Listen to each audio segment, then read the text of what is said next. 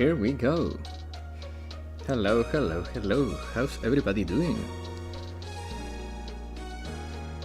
I was having a little bit of a technical issue, so I started a few minutes earlier to get it sorted. It seems that everything's going alright.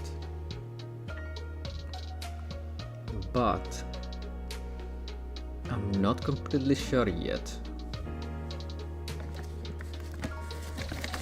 Audio levels seem fine. The image quality though seems a little...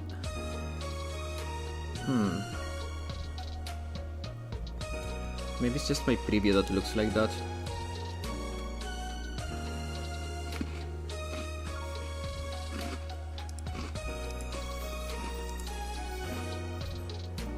Oh yeah, it was just a preview. Okay.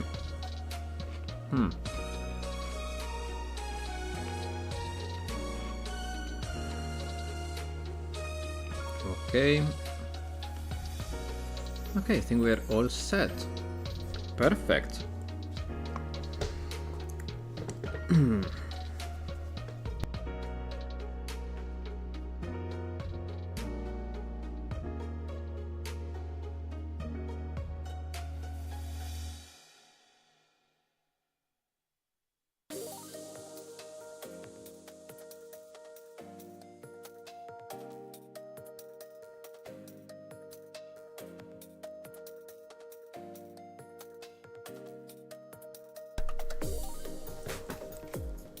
Salve! Hello Josh, how you doing? How you doing?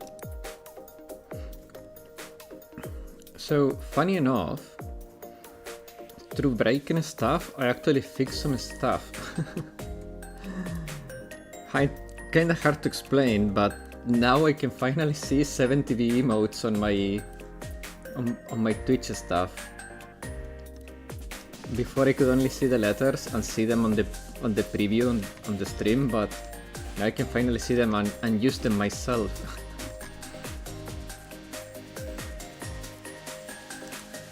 So now when we see some characters, we can do something like that. I don't know if that will show on the stream preview. Oh yeah, it is showing. I'm hungry. Hello Black Lockhart, welcome.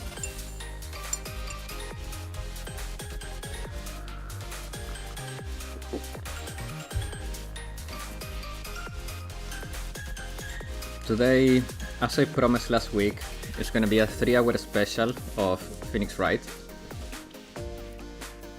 But man, Elden Ring, I just want to keep playing. I've been struggling to not play by myself since yesterday. To be fair, not having power yesterday night made it a lot easier, but today morning I was like, okay, I have the PoE League start, I can play PoE, do not think about Elden Ring, but man, the game's so good. I got instantly hooked. And also Yakuza, man, it feels like it has been so long since we played, just because we skipped one day, but it feels like such a long time. I cannot wait to get back into it tomorrow.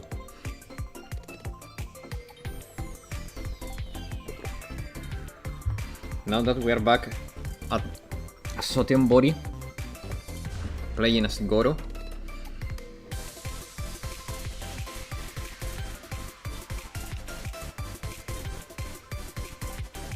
Man, we are playing too many good games. And we have more to come. I'm so happy about that, guys. We still have Persona 5 in queue, Silk Song, Chrono Trigger. Man.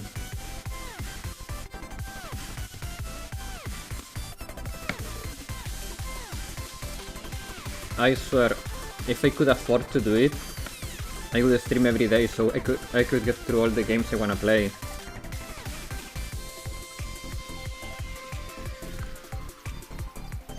But sadly I cannot afford it, both economically and time-wise. Even though one would fix both. But hey, it is what it is.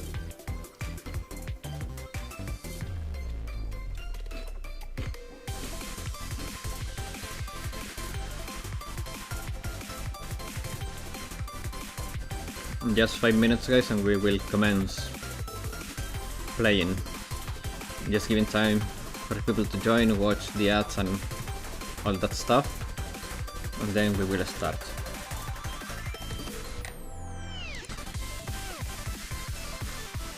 One thing I wanna check in the meanwhile, it's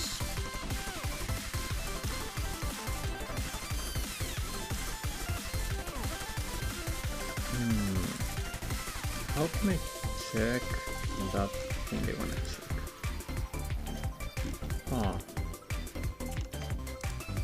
Oh, there we go.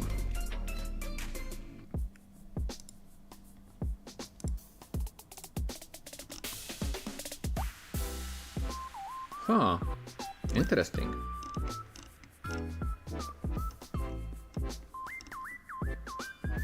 Oh, Twitch is also recommending me games to play based on what I have played in the past. Interesting.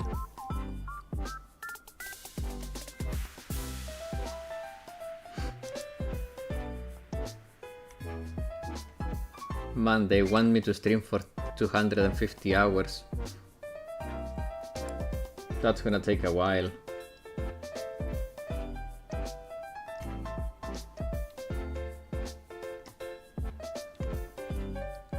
But yeah. But how can I check that thing? So weird.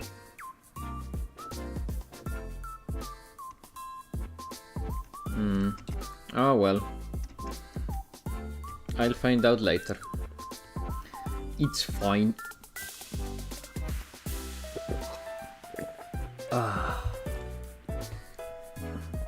It's been such a long time since I had hot chocolate, so I made myself a cup of hot chocolate before starting the stream, and I'm enjoying it now. It's really cozy. With this music, it feels like so adequate. I love this OST. That was Walkthrough. Hot chocolate, hello BJC, welcome. How you doing? How you doing? Yes. It was perfectly fitting for the OST we had before, Walkthrough.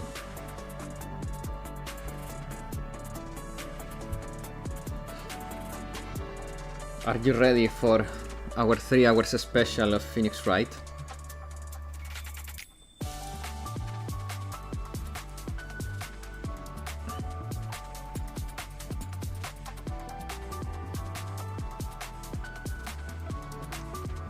Yes. Nice. So, I was checking my notes just before the stream. And how was Elden Ring yesterday? Oh man, I just want to keep playing. Such a good game, I got instantly hooked. I don't know, it feels so... like there is so much for me to see. Like everywhere I see, I get curious. Oh, what happens if I go there? What happens if I go there? Oh, can I kill this enemy? Or... everything feels like so... everything is making my brain... Hello, hungry? I'm sleepy and driving. Don't drive and ride. Drive safely, man. Drive safely. But yeah, man. Elden Ring was so good. And I cannot wait to keep playing.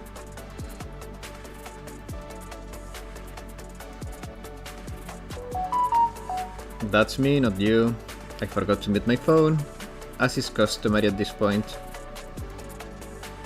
The only times I don't forget to mute my phone is when I forgot to unmute him in the morning. Always good to feel curiosity. I should get around to Elden Ring myself one day. Man, you're welcome to join our journey. We just began it. I haven't done much progress, if any, to be honest. So, if you're not sure about getting the game, watch me play, or maybe get it and play along. It's gonna be fun, man. It's gonna be so much fun. But with that said, it's time to start playing Phoenix Wright Trials and Tribulations.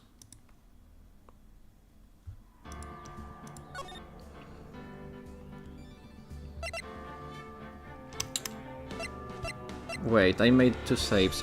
Oh, okay, no, this one was for me to get the Mia sprite. That I didn't do it after.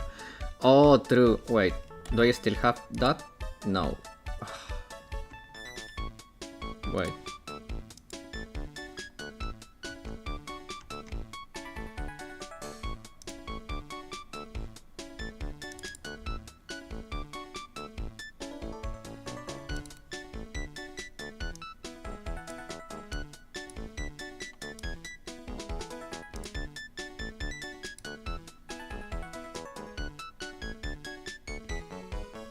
What's going on?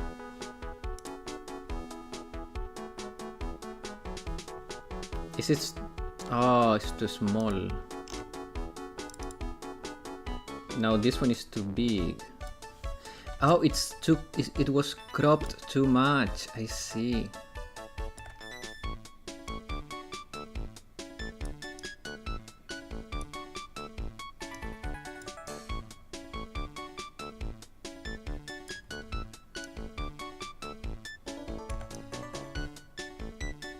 Hey, there we go.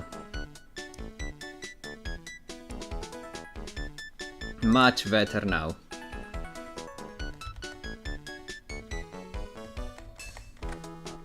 Now let me get my tabs in order. Midnight over here, ate some ramen and now freezing in bed. Hello Asumaki, welcome! Hey, thanks for hopping. I'm on red light? Okay. Thanks for hopping by and say hi from Japan, man. I hope you're enjoying your trip so far, man. Yesterday Elden Ring was so good. Me want to sleep on this steering wheel? No. Oh, okay. So yeah, as I was saying, according to my notes, now it's time for us to break this bastard.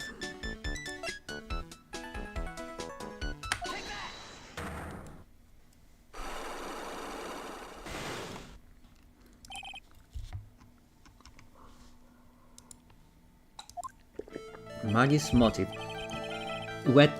What's happening? I do not like this horrible feeling. I watched the VOD cause I missed the stream. Man, it was such a good... the game is so good. I just wanna keep playing. I couldn't believe the 2 hours went by so fast. It felt like a second. I have to know the truth. What happened that day? Glad you liked it, lol. Man, I'm loving it. Asumaki, don't forget to drink Chuhi. Oh, if you can, try... what's the name? I forgot the name. Umeshu. If you can, try drinking Umeshu. It's really good. Allures, I will confess everything. Just don't hurt me. Huh? Well, that was a new world record. It was a lottery ticket. A lottery ticket? Okay, let me take notes of that. Lottery ticket. Okay. It was a lottery ticket. The man who died here had a lottery ticket. For $500,000. Umeshu, kids drink, lol, but it's good. It's true that it's like the stuff they drink at first, but it's good. Speaking of plum, you should also get plum onigiri when you get the chance. Best flavor in my opinion. Well, yeah, in your opinion, I agree to that. I liked it, but I don't know, it was not my favorite. I'm a lot more into tuna or salmon.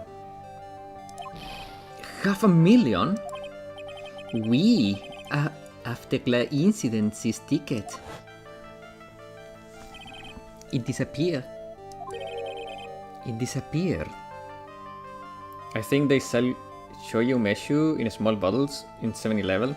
No, but you have to try the good meshu. The 7... I don't know if that one is good, but the one I tasted was so freaking good. I don't remember the name though. It was offered to me in a restaurant by one of the Japanese girls that was in the group. She was like, Charok-san. Oh, salmon onigiri with salmon roe on top. Oh, that's the best one. This was the motive that la prosecution gave for Maggie. They said that she poisoned the man to get the $500,000 ticket. The Choya brand is one of the most famous one? Oh. Okay. It is true that Konbini does not only sell shit, so... It's not like the Oseki one-cup sake. Why didn't you tell me about this sooner? My, alors... You've been trying to hide this information about the lottery ticket from me. And I want to know the reason why. Because he stole it. Non, monsieur. You doubt me? But I've confessed to you everything I know. Damn, I miss Shuhi, the teleporting soda. Oh man, I miss Pocari Sweat. Mr. Armstrong. The $500,000 lottery ticket. I think I know who took it.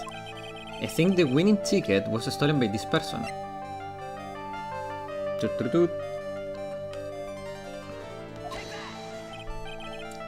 Well, how about it?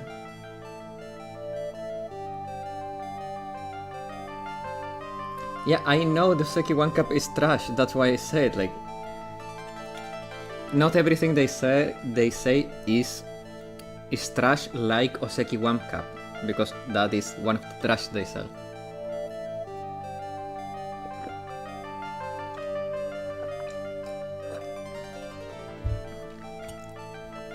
Real Pocari is great. Pocari is amazing. Ça va? Excuse me? It means, how are you? I'm fine, thanks. Bien, I'm happy to eat it. Doesn't sound like I'm doing so fine with what? Poor Maggie, she was tempted by the evil nun? No, if it was really Maggie, you'd have no reason to hide the facts from me. Mr. Armstrong, the $500,000 ticket. I think I know who took it. Okay. Oh. I'm being dumb. I need to show the person who was. Von Karma, no? No, it was not Von Karma. And hello, Liam. Welcome, welcome. Boss, you don't have Pocari Sweat in your place? It's a common sports drink here in Indonesia. They don't sell it here. I asked a Japanese friend to bring me some when they come back from Japan, but the issue is that they are going back to Japan like for a very long time, so I don't know when they are going to bring me that. Mr. Armstrong, I believe there is a high probability that it was you.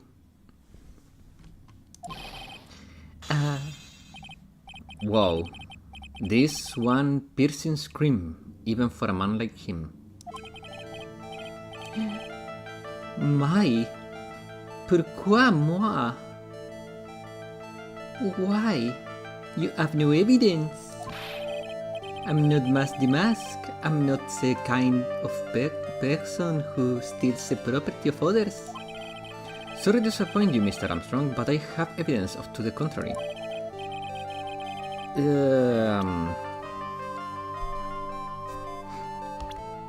What was this? Oh! Convicted before, a wicked man or woman, repeat offender, Victor Kudo. I think they sell Pocari drink powder from here, so like you can bring lots of it. Ooh. What is this? A poem? Oh, bonsoir. You know me so well. I adore poems. Please read it and put some feeling into it. Convicted before, a wicked man or woman, repeat offender.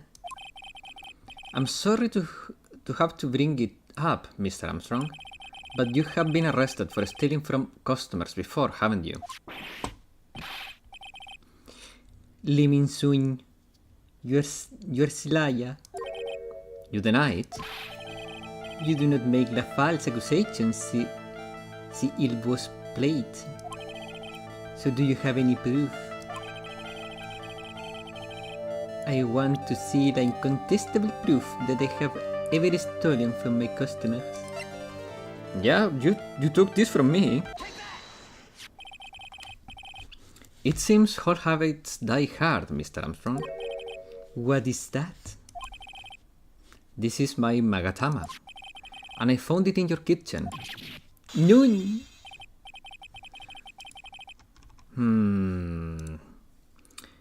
Wow, that scream just broke some windows. Oui. I have a weakness for the little trinkets and la figurines. Yeah, no Pocari Sweat in the States either. Lemon squash is also great, but at least I can make that myself easily enough. Yeah. My hand, it just slips out. I cannot stop it. He means his hand. You have stolen handkerchiefs, gloves, and other things from customers, right? Why is so many people I know in Japan right now? Brother, I have the same question, and I wish I could be there. Oui, it is la truth. I'm just a timid little girl inside Monsieur. A timid little girl. Besides, this time it was not la small trinket, oui. It was 500k. My non. Why would I steal it? I have no need for such money. Well, really now?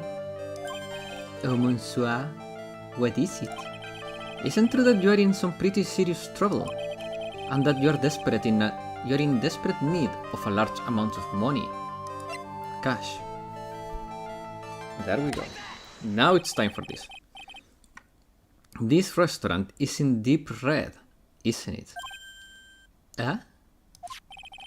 You have a loan to the tune of $500,000. That lottery ticket would have wiped out your debts. Well, Mr. Armstrong, what do you have to say for yourself now?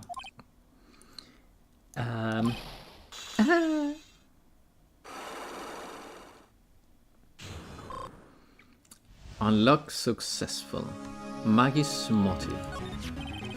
Mr. Armstrong, you said the victim had a winning lottery ticket for $500,000. How did you know he had something like that in the first place? And then Anna Airlines was sending me offers, 324 euros for return trip to Tokyo. Man. The offers we get here are for like 700 euros if we are lucky.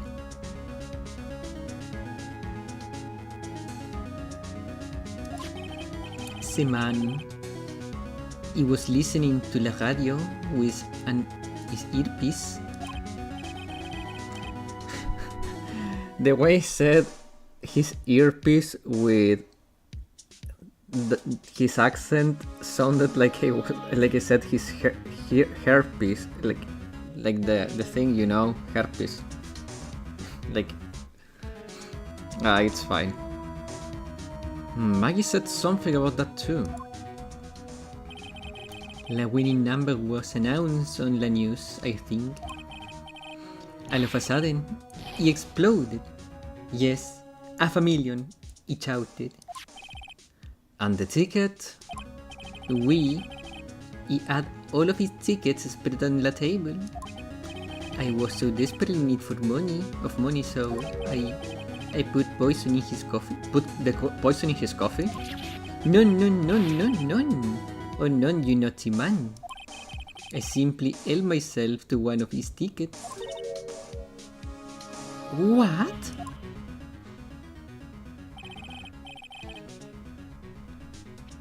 I mean, you live way further from Tokyo compared to where I am. Like direct flight from here is 7.5 hours. Well, yeah. For me to go there, I need to go first to Helsinki. That is a 3 hours flight, and then it's I think 14 hours flight from Helsinki to Tokyo.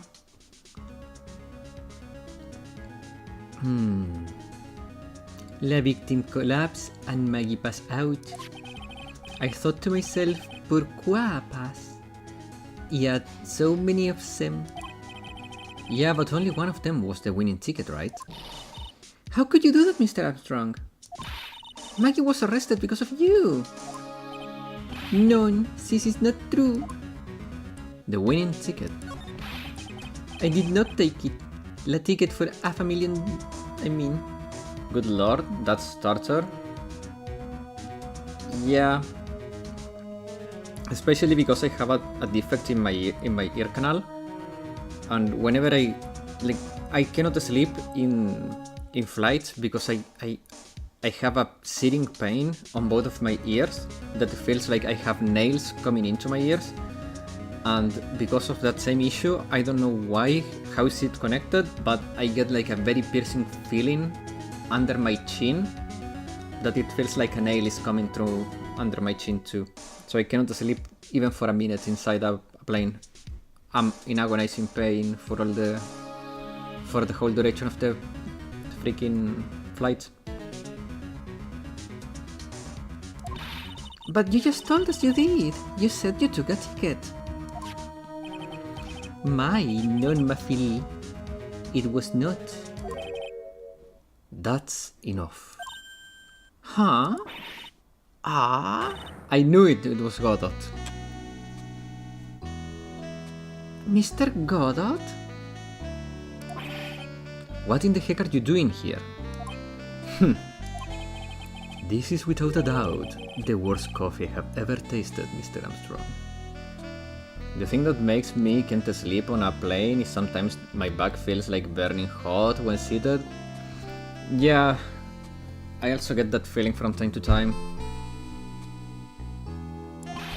He came in here for coffee. Does his craving for coffee know no bounds? Perhaps Mr. Armstrong stole one of the victim tickets on the day in question. I'm a airhead. None, just a pretty little girl who everyone is laughing at. But in that case, Maggie shouldn't be the only one under suspicion. He had the wrong ticket. Ouch. Yeah. What? Mr. Armstrong made off with the winning tickets. Pretty neighbor. So the ticket he took was worthless? Not quite. He did win something. $1. You see, I'm just a pretty face. Without my looks, I have nothing. Wait. I'm sorry guys, I was giving the Shimiko face to our friend there.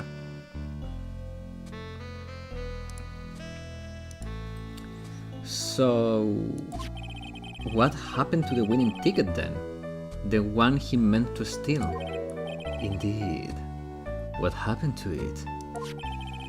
I don't like spoiling myself by watching trailers, so we'll just wait and see how the movie turns out tomorrow, won't we?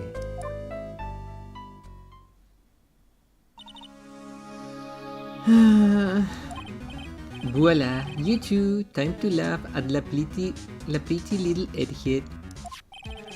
Looks like I won't be needing these notes anymore. Don't! Victor's now thrown into the trash. No! What are you doing? Looks like we've got a new mystery now, namely where did the winning ticket go? I've got a bad feeling about this. Well, anyway. We can't let Maggie suffer any longer for this, and certainly not again. Imagine if you have played Metal Gear Rising Revengeance, shouting Armstrong's the name Armstrong name like Raiden did in that battle. Ooh.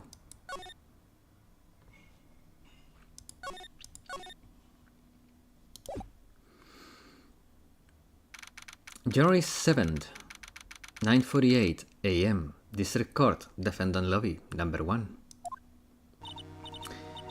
Oh, I see. I guess I should have expected this. Nobody saw the other guy, huh?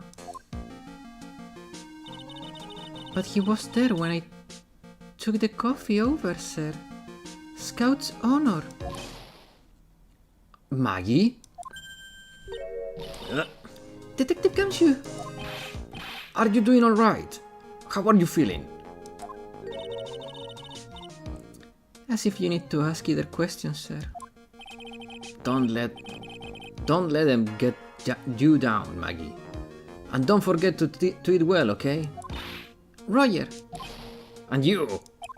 Yes? You'd better square this case away. Got it, pal? Maggie's innocent, you hear? If you screw up, then I'll be doing some squaring away myself.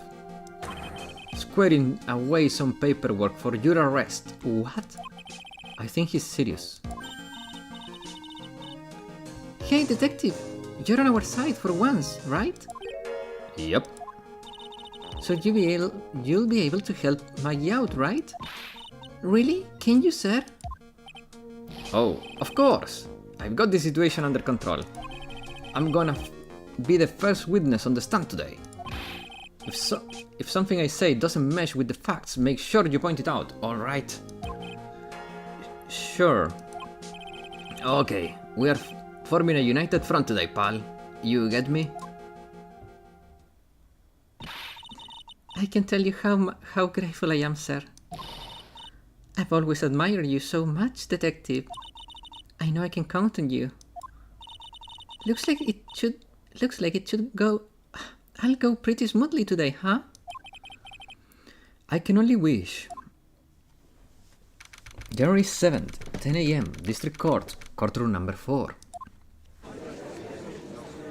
Ooh. Guys.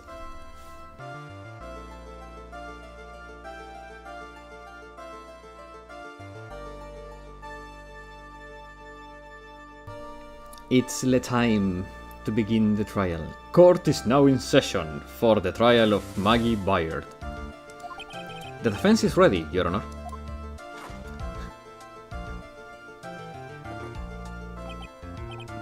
Ah, bitter. Mr. Wright. Mr. Wright. Yes, Your Honor? Ah. What's wrong? Nothing, it's just...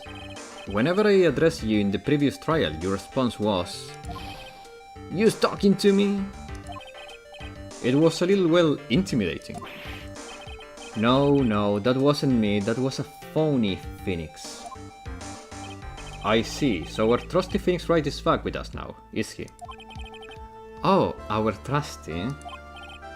So, Mr. Godot, your opening statement, please. Mr. Wright, whether you're a fake or the real deal, we'll find out soon enough through this trial today. But I can already tell you I'm the real Phoenix Wright. I wasn't questioning whether you're Phoenix Wright or not. I was questioning whether you had studied law or not. That's what I intend to find out. There is no denying it. Behind that mask is a man who really hates me for some reason or another.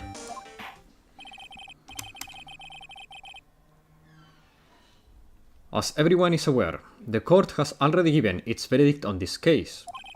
Therefore, I won't stand for irrelevant testimony during the retrial.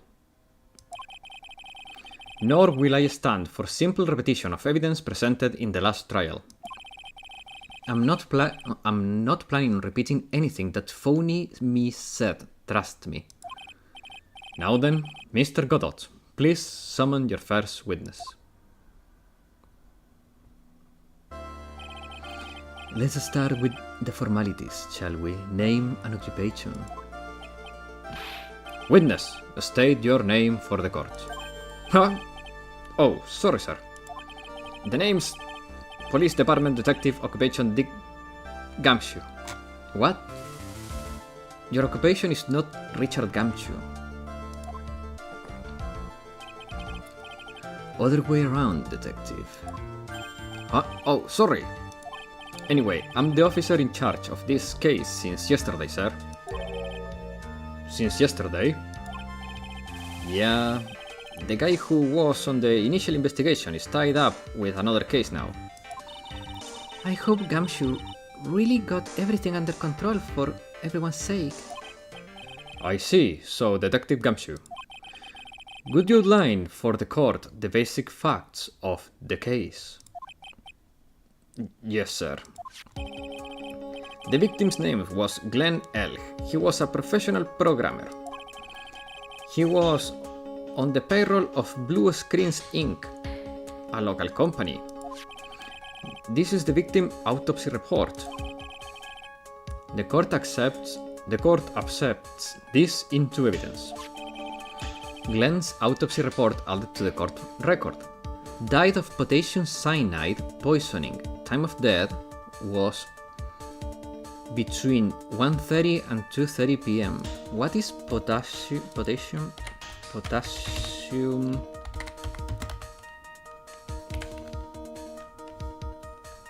Cyanide.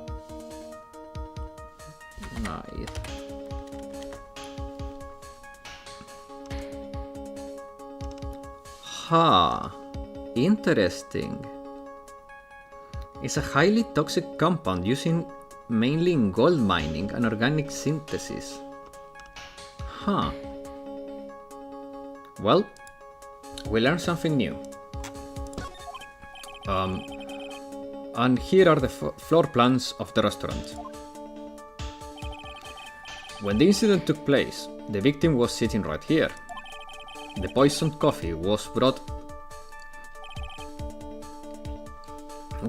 over to him by the waitress. The waitress being the accused. Yeah. The victim died from poisoning almost immediately after he took a sip of coffee. At the time of the incident, there was 2 other people at the restaurant.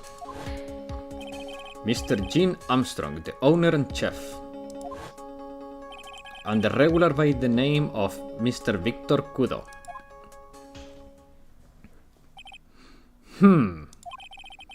It still seems to be a very straightforward case to me. Trevian floor plans added to the court record. Come, detective, take up this hammer and nail the defendant's coffin shut down with your own hands. Now then, Detective Gumshoe, let's have your testimony. Yes, sir. The incident. 1 second, I need to sneeze.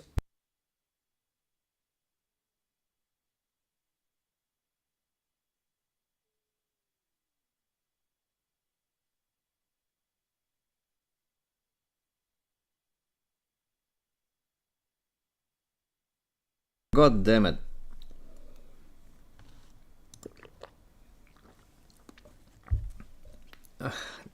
Have you ever had that happen to you, that you need to sneeze, and after you sneeze once, you keep sneezing?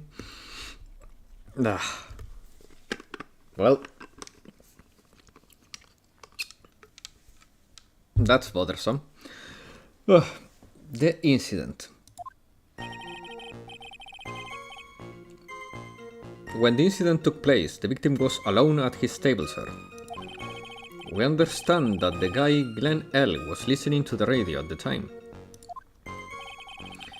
Traces of poison were found in his cup of coffee. And what we found was potassium cyanide. That stuff really packs a punch. And it looks like Miss Wright might have had, well, some kind of a motive.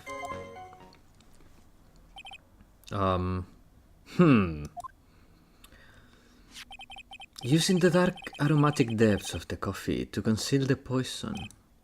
Classy lady. The facts of this case seem to be ironclad. Mr. Wright, I would like you to ask you to begin your cross-examination, but yes. Please, no intimidation tricks this time around. Is that understood? I already told you that wasn't me. The incident.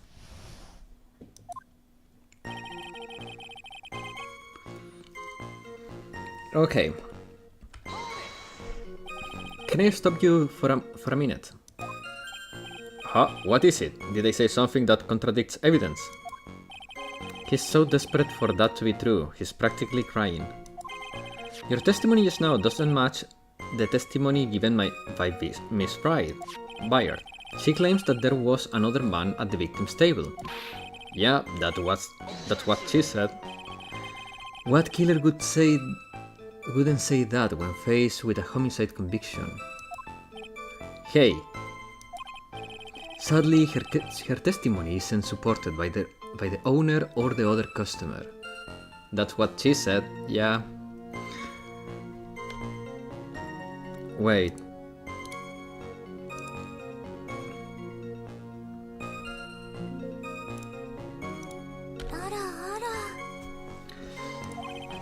Isn't that right, Detective Gumshoe? Yeah, it's true. Their two testimonies tie up on that. They both said there was no other guy at the table. What should I do? Press on this... Yeah, I want to press harder. Well, maybe the other witnesses miss him. Perhaps their view of the victim tables was obscure in some way. Huh? That argument is as weak as the coffee. The Atrebian tried. I have here in my possession a ticket. A ticket? Looks like more like a photo to me. Yes, a one-way ticket to guilty Bill. Tribulation, the defendant. This photograph was taken from near the entrance to the kitchen. This is the scene as witnessed by the chef moments after the poisoning took place, correct? I think the court will agree that with such a clear view of the scene of the crime, how, Mr. Wright, could anyone overlook a second person at that table?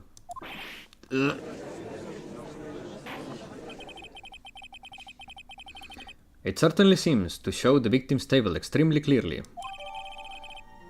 Okay, crime photo added to the court record.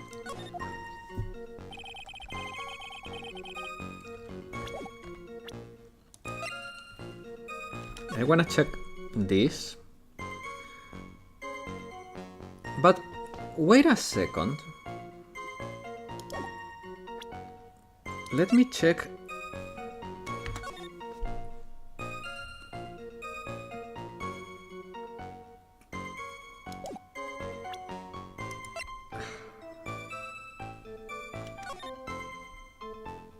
Like, from here, to get such a clear view would literally be impossible. The person would have, like, the picture would have needed to be taken from around this area, not from here. Because in a straight line, you would be obscured by this. If you look diagonally, you break the angle here. If you're here, you see no shit, and if you're here,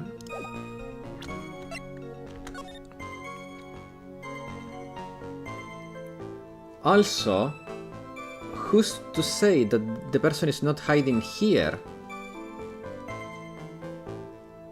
Like, right here. Can you see my mouse? No. Wait. I'm gonna allow you to see my mouse. No, actually that doesn't matter. Well, no, I don't wanna mess with my scenes. No! Ah!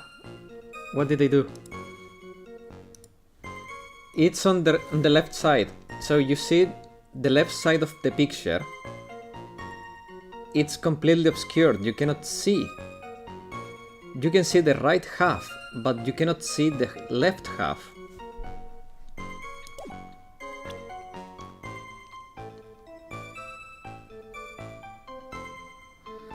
Okay, that's fine. Okay. Traces of poison were found in his coffee cup. Okay, let's press here. Rip mouse. Yeah, it's fine. So traces of the poison were found in the coffee cup and nowhere else. Not sure I get you, pal. Was the poison a liquid or was it a powder? If I had to put it in a layman's terms, I'd say it was powdery substance. So the poison could have been in anything that was on the table. Sugar, salt, pepper. Ha! Do you put salt and pepper in the coffee, Wright? The victim took his coffee, black with no sugar. Ugh. It seems that the poison could have only been in the coffee. What should I do? Should I press point?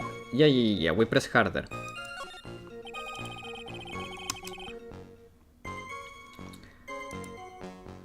Are you absolutely certain that the victim even drank any of his coffee? Huh? What do you mean? According to this file, the poison was found in the victim's coffee cup. But what proof is there that the victim ever drank any of it? Oh, hey, you're right.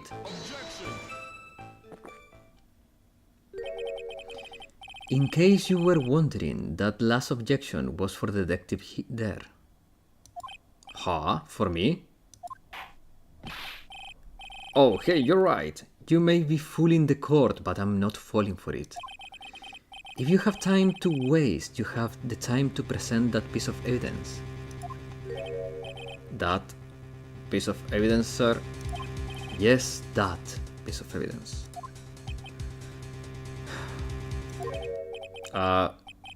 What piece of evidence was it again?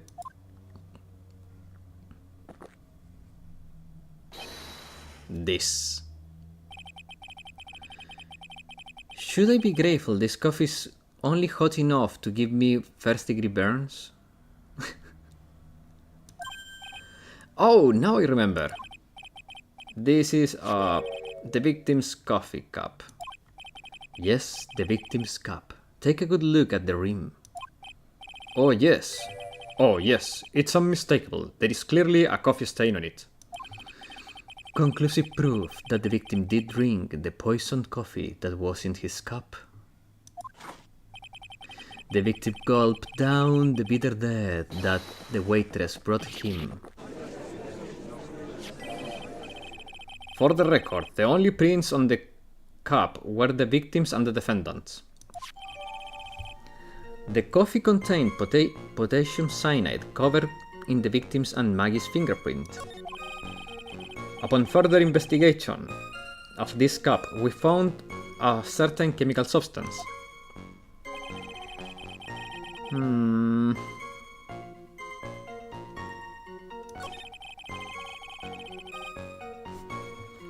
Well, let's hear about this motive. Some kind of a motive. Yep, but if you ask me, it's been blown way out of proportion. You know what my golden rule is, detective. Shock out a bad cup of coffee, you can always get another. Huh? I don't get it. Yay! I'm back indeed. Hello, Mikan. How you doing? How you doing? Welcome. Oh, by the way, guys, soon the time zone will change, and I will go back to the old schedule, which should make everything better for everyone, because the old schedule was better. I don't get it. I'm doing fine. This was a very boring day indeed. Well, hey, it's the best part of the day now, because it's stream time.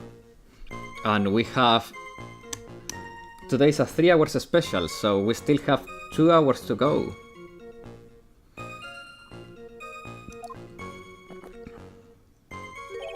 I'm saying we can always get another witness on the stand if we have to choke you out. So stick to the facts, detective. Now then, what was Mr. Bayard's motive? Come on, Gamshu. She was... They said she wanted to steal a lottery ticket. I knew it. That was what I heard yesterday too. It disappeared from the scene of the crime. And it wasn't just any lottery ticket. It was a winning ticket for $500,000. Sherlock got plenty of time today. Hope he doesn't leave us on a cliffhanger. Well, you never know. And hey, you guys know that worst case scenario, you can always buy my time. I'm kidding. Mr. Armstrong knew about the ticket too, didn't he? But he stole the wrong one. Then it's possible Maggie stole the winning one? What should I do? Should I press harder? Obviously press harder. Wait a minute. The mere fact that the lottery ticket disappeared in no way implicates my client. Ha. I have here in my hand the very ticket in question. That's the $500,000 lottery ticket? That's the $500,000 lottery ticket. One of the female police officers found it when she was conducting a search of the defendant. What? Order. She's quite lucky. She's quite a lucky bird, our little waitress. Yeah, she's guilty? No! Yesterday I stopped on my toe so hard it started to bleed. Oh man. That's painful. I hope it's doing better now. I better keep an eye on that ticket, the way the judge voice is quivering. Victim's lottery ticket added to the court record. This ticket was presented to the court in the previous trial too. But it feels heavier now, somehow. $500,000, you say? It's just a scrap of paper. What matters is where it was found, Your Honor. It's doing better. I was not looking, so it was my fault. Well, it is what it is, I guess. And that's on Maggie's person, unfortunately. That's enough. The facts of this case seem overwhelmingly clear to me. The defendant had ample opportunity to commit the crime of which she is charged. Furthermore, it seems beyond reasonable doubt that she did indeed commit this crime. Yesterday I ate French fries and played video games. Nice. Like an old man who knows the score. There is also the matter of the $500,000 lottery ticket. That alone provides very credible motive. I mean, for that sum of money, even I might be tempted to bend the rules. I don't mind an old man who is weak to the silent call of money. Not good, Nick. The evidence is against Maggie. Against Maggie is starting to pile up fast. Yeah, and that's because the court has ruled guilty once already. I'd say it's about time to wrap this repeat performance with the final, decisive piece of evidence. He's got more evidence against Maggie.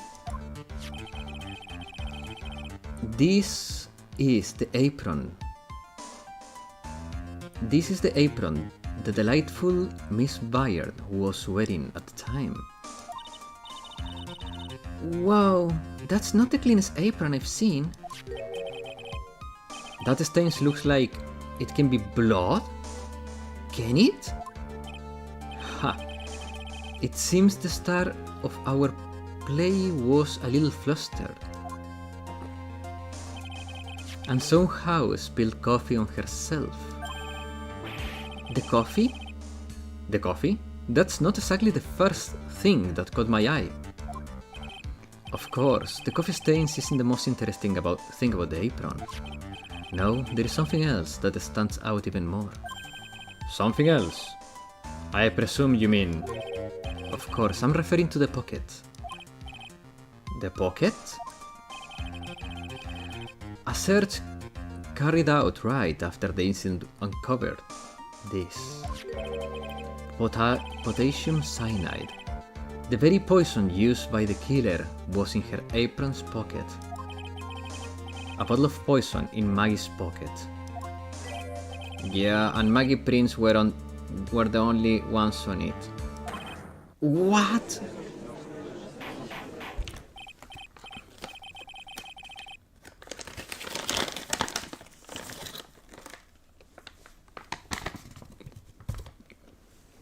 One second, I'm eating a cookie.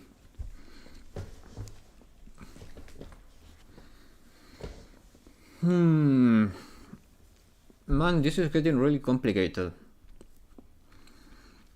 But I feel like that is going to give us a window here, because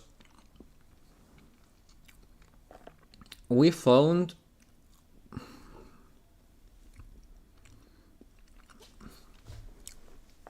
like one thing is the other stain on the thing, but I don't know. I feel like there is something wrong. What's the cookie flavor?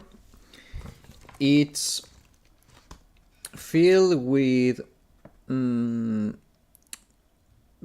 blueberries, cherries, and I don't remember red berries, the ones that are like... Let me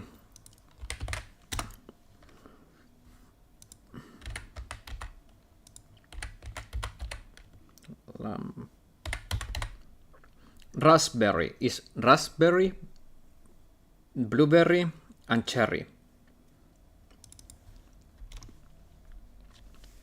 I think that is called blueberry, right? Let me check. Yep, blueberry. So blueberry, raspberry, and cherry. Order. The court will accept these items into evidence. Yes, very good. It's called Cuor di Bosco di Mulino Bianco. If you're interested, it's this. Cuor di Bosco. And the brand would be Mulino Bianco. There you go. Now you can Google my cookies, guys. W advertising? Well, if they paid me, that could be advertising, but they don't pay me. I wish someone would pay me. Can you imagine Sherlock having a sponsor? That would be so cool. Worn by Maggie at the time of the incident, has a small pocket but big stains. Potassium cyanide, a deadly powdery poison, bears Maggie fingerprints found in her apron. There is something that is still bothering me, Mr. Godot. Why have you not explained the bloodstain to the court? Bloodstain? Bloodstain. What bloodstain could that be? Don't play games, prosecutor. The blood-colored stain that's smeared all over the apron. That's ridiculous. No one told me anything about a bloodstain. You don't need to be told, just look at it. Well, detective, could this stain be really blood? No way, sir. It's just ketchup, sir. Ketchup? She must gotten some on her apron while taking someone their breakfast that day. Could you have spoken up a little sooner, Detective Gumshoe? Pull a stunt like that again, and I'll have you drink 17 cups of ketchup, witness. This is very important. Oh yeah. I'm betting it is. I feel like this is one of those things that is so suspiciously ridiculous that it makes sense that it's important.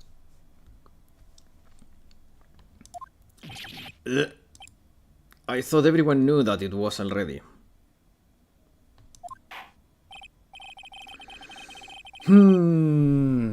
I haven't seen anything yet to make me doubt the last ruling I made on this case. The motive, the opportunity, the supporting evidence. They have all been clearly established.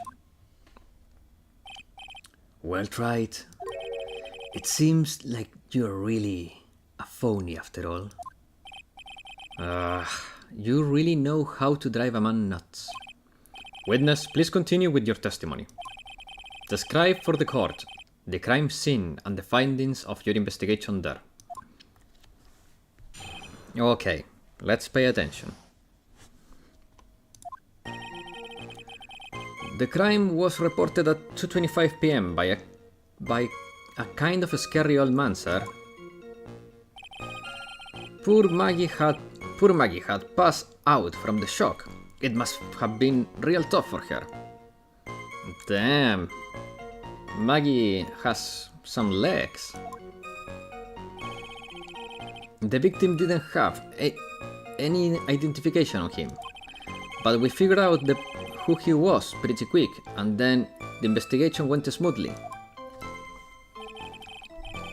When Maggie was searched, we found the lottery ticket and the bottle of poison. But that was it. There was nothing else missing from the crime scene. You identified the victim and secured your prime suspect. Very good. Last chance to convince the court you're a real lawyer, Wright. Don't count on any more cross-examinations after this one.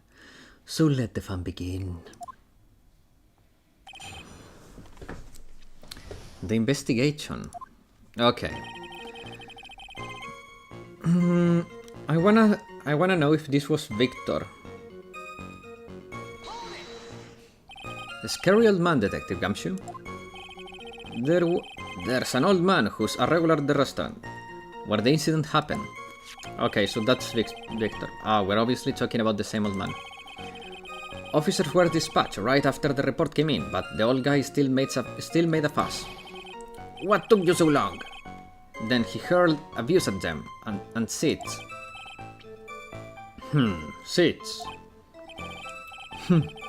It was nothing. I cut each one with my teeth.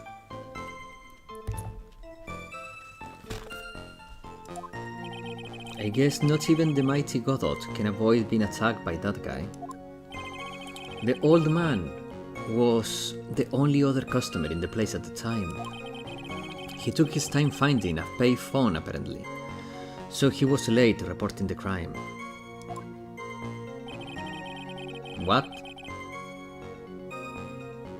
I said legs, not feet. Poor Maggie had passed out from the shock. Okay. Okay. Can you talk a little bit more about the finding the identity process? Wait a second. Huh? Did I say something dumb again? Let me paraphrase what you just testified to this court. The victim didn't have any form of ID on him.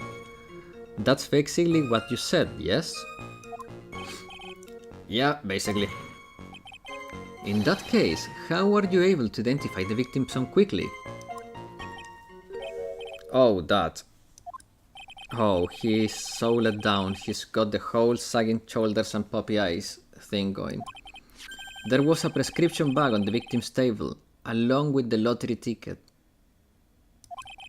It seems that Mr. Glenn Elg visited his doctor before he went to Trebian. We got the victim's name from the medical records of the doctor who prescribed the meds. That's a reliable enough source for the court. What should I do? Should I leave this alone or ask to hear more? Tell me more about the prescription bag. What sort of medicine was in the bag? Well, actually, the bag was found empty. Huh? Yeah, completely empty. It was completely empty. What? The victim got this from the doctor before going to Trebian. The bag is empty. Ha. Oh. Let me guess. The little green flask we found in the kitchen was the medicine container that was inside that bag. Ha. You're entertaining an empty paper bag as evidence. Desperate, are you, Wright? Now, what happened with the investigation after that, detective?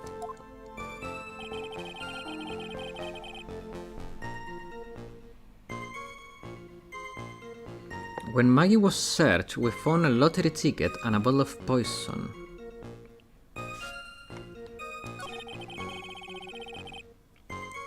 Well, and that was it. Okay, no, but that's wrong though.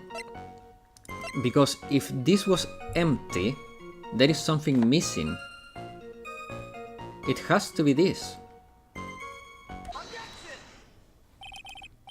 It has to be that. It has to be. Detective Gumshoe, I think I should point out something. I think I should point something out to you. There is just one small contradiction in your testimony. Oh, finally! I'm getting all anxious, just waiting, so hurry up, will you? You testified that nothing else was missing from the crime scene. However, the prescription bag you mentioned was empty. Did the officers recover the medicine from the scene of the crime later? No, they didn't. The victim was given a prescription right before going to Trebian. Where then did the medicine disappear to? You are too cool, pal! Indeed! Due to consideration wasn't given to the victim's prescription in the previous trial, witness, why do you always overlook such vital pieces of evidence? I guess that's the most careless thing I've done so far, huh? The victim was killed by poison, and the victim's medicine mysteriously disappeared. The victim's own prescription could have been the lethal poison itself. Order! Order! Well then, Mr. Godot, do you have anything to say to that? Ha! That's all. What? Read for the court the name of the clinic on the prescription bag, if you will. What's the clinic name got to do with anything? New Ear Otolaryngological Clinic. Oh, I see. Just what kind of illness was the victim suffering from? Hardly an illness, Your Honor. More like a bitter war wound, you could say. A war wound. The day before the incident, Mr. Elk found himself in a fight.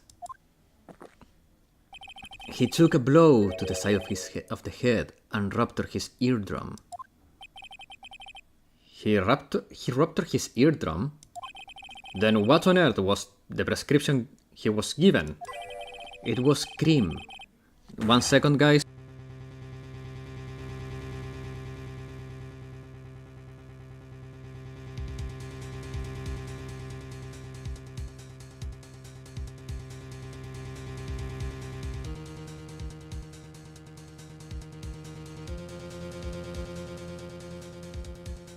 I'm sorry, guys. It was cream that was to be applied topically inside his ear canal, not to be ingested.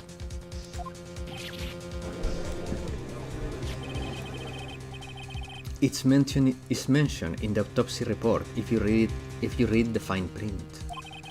They found traces of the victim's medication in the left ear. Yes, here it is. In very fine print. That's BS. That is BS. Where? It seems Mr. L correctly applied some of his ear medication while he was at Trebian. Therefore, it would be absurd to believe that he would have eaten his medication.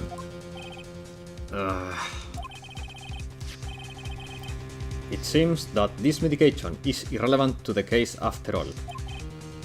No? Nick, if you don't think of something quick, it will be all over. Oh man, she's right. But I can't get away with any old weak objection. I need to push it.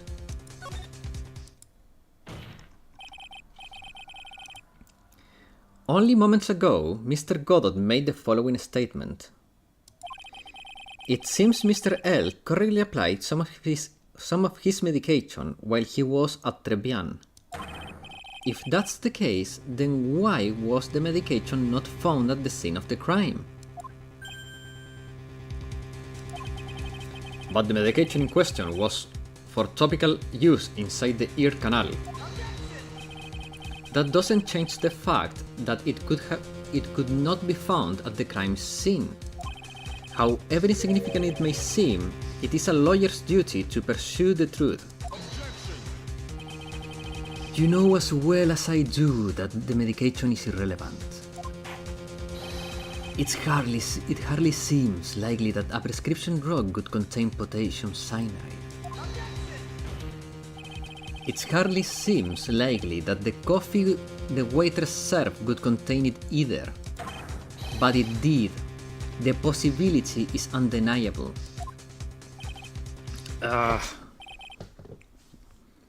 That's enough. Mr. Godot, is the detective the only witness the prosecution wishes to call? Mr. Godot? I've got my own witness I'd like to call, sir. It's the old man who was there in the restaurant on the day of the murder. Victor Kudo, the pigeon hater. Very well. The matter of the disappearing medication seems little more than trivial at best.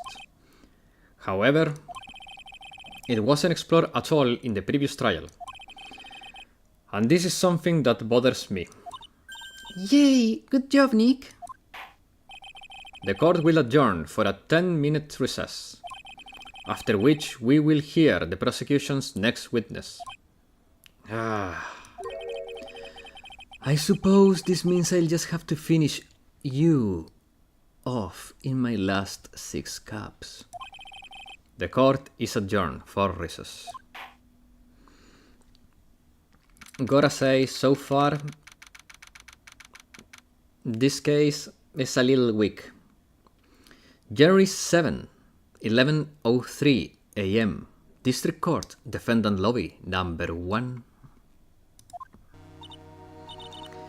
Phew, that was close. Tell me about it. I nearly died in there. That's my line, sir. No, it's my line. I think I really did die a little bit. Looks like we all nearly died in there. I can't believe Detective Gumshoe. How could he betray us like that? Huh? He said he'd help me, but he totally set me up. I don't think he meant to do that, Maggie. He was backed into a corner. I mean, the guy's got to do his job, right? It's okay. I know all about lies and betrayal. I've had them my whole life. But it really hurts this time. It felt like someone punched me hard in the stomach. I hate that guy. I don't want to see him ever again. Poor Gumshoe. So the next witness is going to be that old guy from the park, right? Yeah, Mr. Kudo, lover of waitress outfits and projectile seats. I bet he's gonna be really stubborn. I mean, he's pretty set in his ways, you know? Yeah. He's a bit he's a big old grouch. And are you going to be able to handle him, Nick? Yeah, I can take whatever he throws at me, even those never-ending bird seeds. Sorry guys, there is an asshole pressing the klaxon. I hope it doesn't come through the mic. January 7th, 11:15 a.m. District Court, courtroom number 4.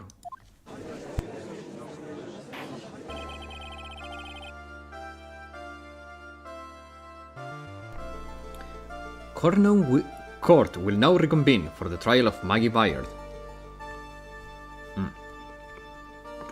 Let me eat the cookie.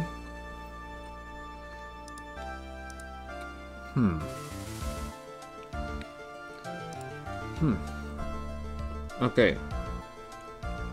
So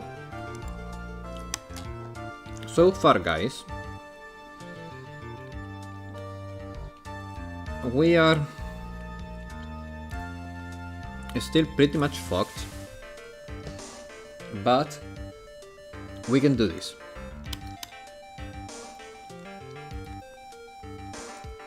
Court will now reconvene for the trial of Maggie Byard. Mr. Godot, your next witness, please.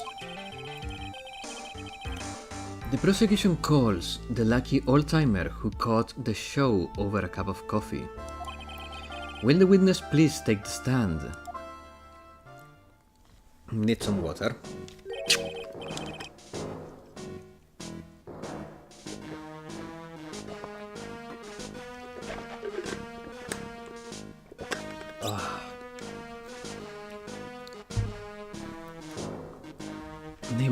Name and occupation, if you don't mind. The name is Victor Kudo, born and bred in the land of the rising sun. Honor and duty are what make me. Mind you, I can be quite emotional at times too. We don't need to hear about that, Mr. Kudo. Just tell the court your occupation. My occupation. Listen, young'un. How much could you think there is for a kimono embroidery here? Kimono embroidery. That's what I do, or I did back in Japan. I embroidered family crest on kimonos. My ancestors were embroidering kimonos before this country even existed. Wow, a real craftsman. They are a dying breed. Hey, maybe he could embroider my costume sometime. Anyway, like I said, there is not much demand for that kind of thing here.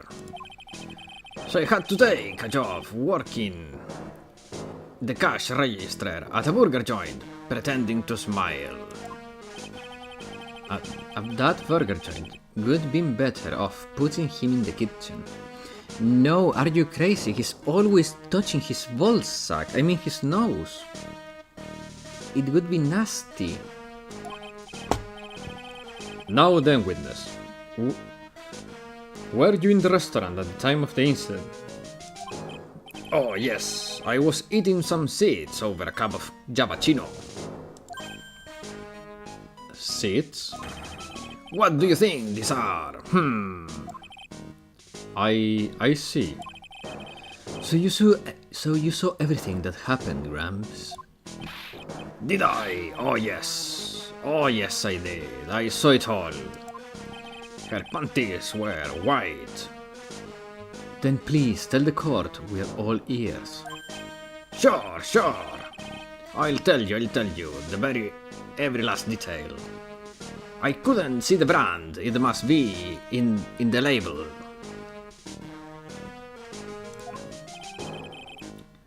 He's really getting into this.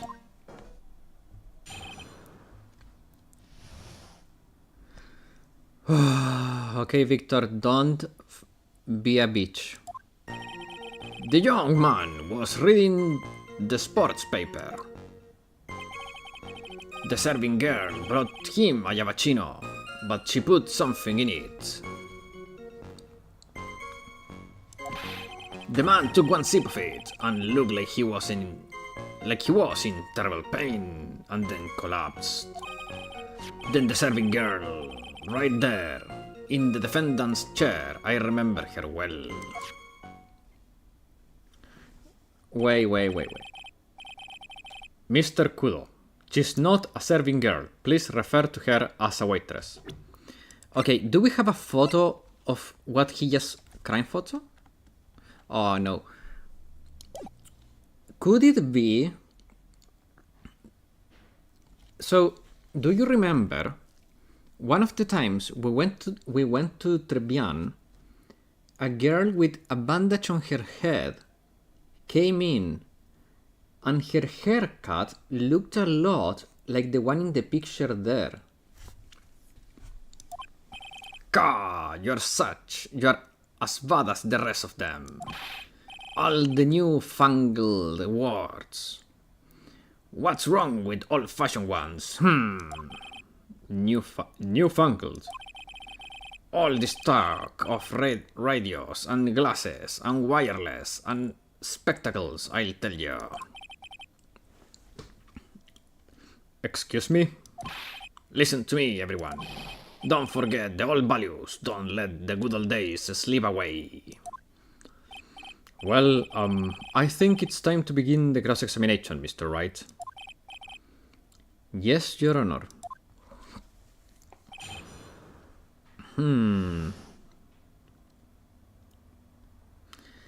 What I witness. Okay. Okay.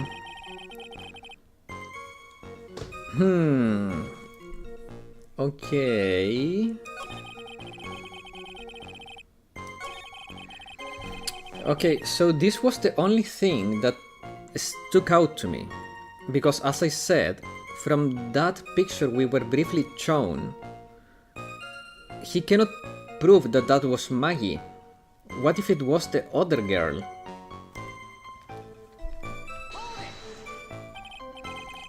You said, I remember her well, in reference to the waitress. Did she have any particular features that you can identify her by? Particular features is a disgrace, that's what it is. Sorry? You can see all the way up to her, you know. She's practically naked in that uniform.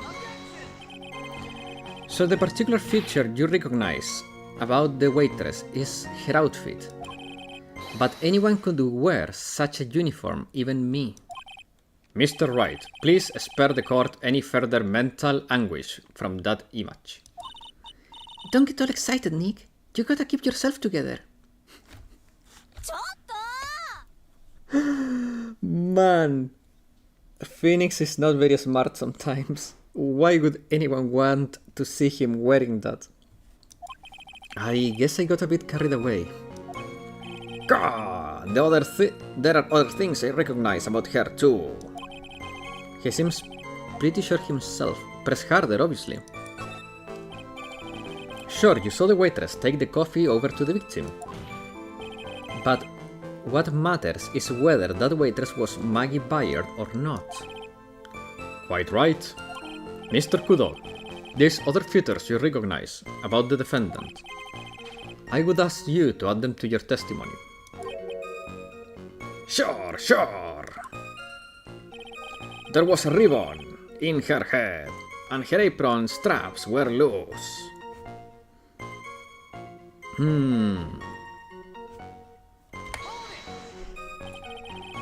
You do seem to remember several details about her appearance.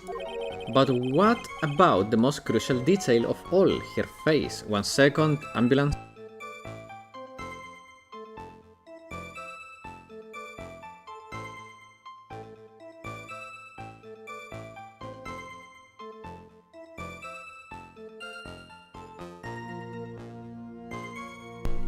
Okay, ambulance gone. Gah! As if I wouldn't remember that.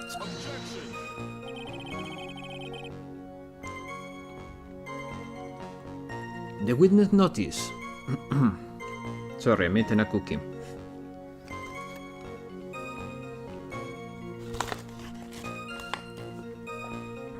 I woke up at 5:30 AM today, and I'm literally eating cookies to keep myself awake. I'm sorry, guys. The witness noticed the straps on the accused's apron. He's unlikely to make a mistake about her face. That's right, I can even tell you the color of the ribbon in her hair. It was red. What about eating food? I had lunch, but right now I'm literally eating to keep my brain distracted of the fact that I'm sleepy. Otherwise I would be yawning every 5 seconds. It's a tech I used when I was in university. I guess sugar helps with that too. Yep. Also, it's a good tech I used when I was in university. I would eat to stay awake, because it would just get me distracted from the sensation of sleepiness. Also, by keeping my mouth busy, I cannot yawn, which also reduces the sleepiness. But I'm not saying it works for everyone, but it works for me.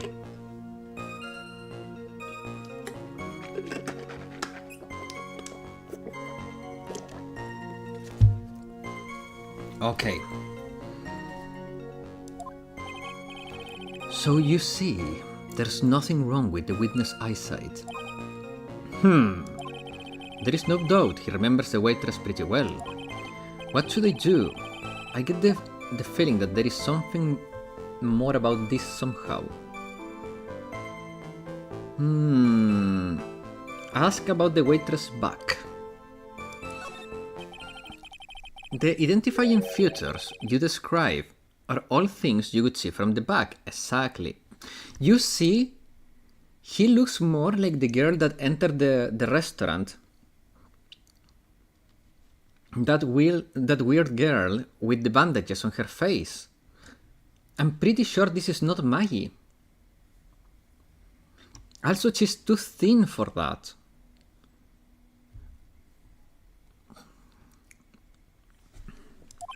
So what? It's possible that you never saw the waitress from the front at all. Objection. Ha. He's got you there, Gramps. People normally talk about facial features when they are asked to describe someone. But this witness testimony is nothing but straps and ribbons. This is harassment. I'll tell you I'm not obsessed with the straps or ribbons. I'm just telling you what I saw. Mr. Kudo, the court requests that you add details about any identifying features. Features you observe from the front, that is, to your testimony. Sure. This Oldman testimony is getting longer and longer. And if I can't find a hole in it soon, I'll get even longer, I bet. There wasn't anything that caught my interest about her when I saw her from the front. Okay, that's BS. Because how nothing of this caught your eye? Like such a dirty apron. You were capable of telling all of those details about her back.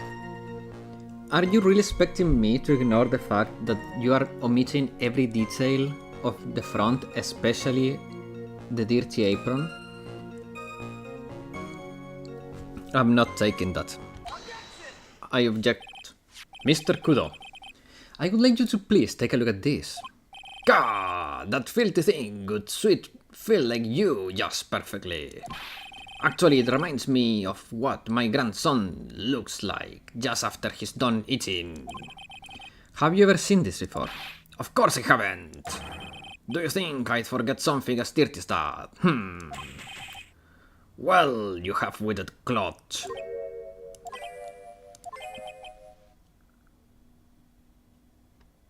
Well, I think everyone caught on that. What? What is this? What is it? Ever since I had, you have witted cloth. Ever since he said, you have witted cloth, there's been an eerie silence in here. Mr. Kudo, this apron is the apron worn by the defendant on the day of the poisoning. Oh. And as you just said yourself, you wouldn't forget something like this. Which means, if you had really seen the apron before,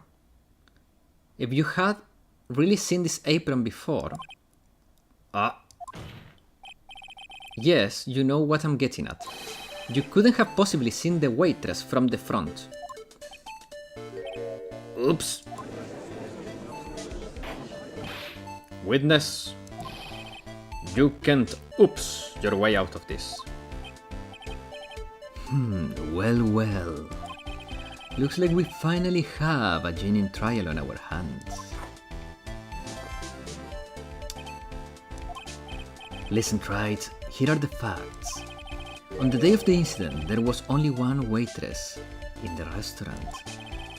That being the defendant, Miss Maggie Byard. Exactly. And when that one waitress put the poison into the coffee, this guy was watching. I hope you understand the gravity of the situation, Mr. Kudo. The fate of the defendant may rest on what you say you remember seeing. Just tell the court exactly what you saw, Mr. Gramps. You can rely on me, Captain. My noggin is in perfect working order. I can't remember a single occasion when I forgot what a burger a customer wanted. He can't remember. Probably more like he messed up so many times, he's blocking it out.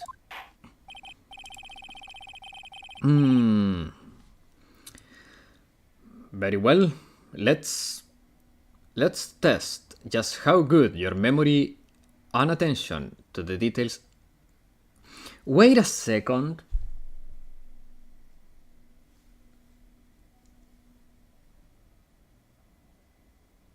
Oh my god, I have a theory.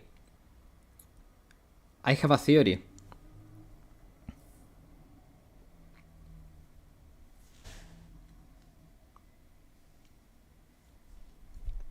think I've solved the case. Now, it's too early for that, but I have a theory. I have a very good theory. I'm not gonna share it right now, but I'm gonna share it as the game unravels stuff. But I have a very good theory here. Tell us what you remember about the victim.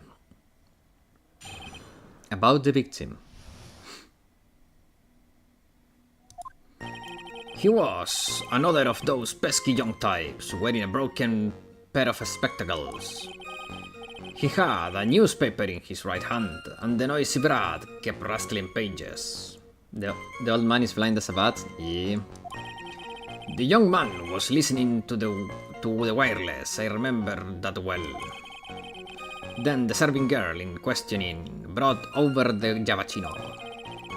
The little fidget picked up the cup with his free hand and took a sip.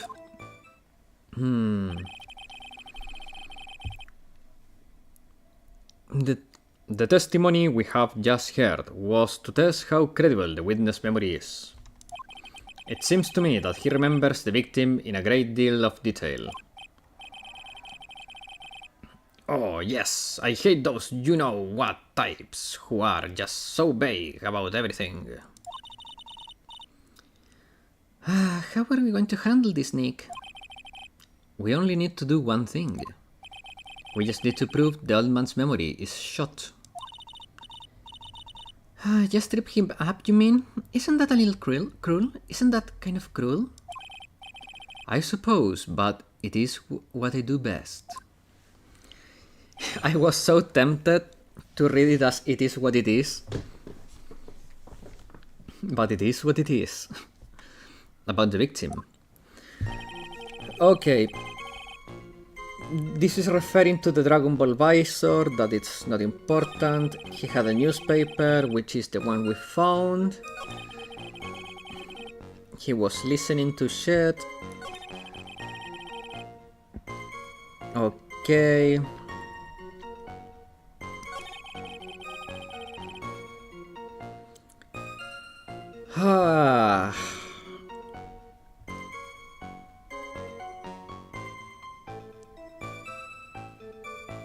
Wait a second.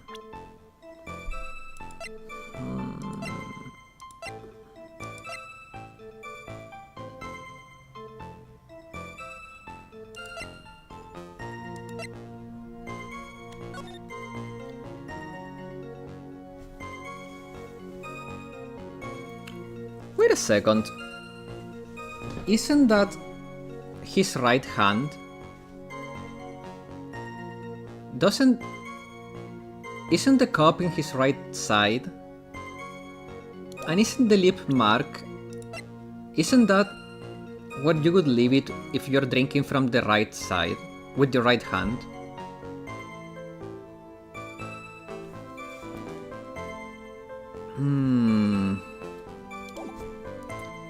Okay, let me save here, because I'm gonna take a little bit of a jump here. Because the only thing we need to do is prove that he... Okay, so he's saying that he has his right hand busy. And that he drank with his free hand, that would be the left. But according to the photo and the lip mark, that is incorrect. He took the thing with his right hand.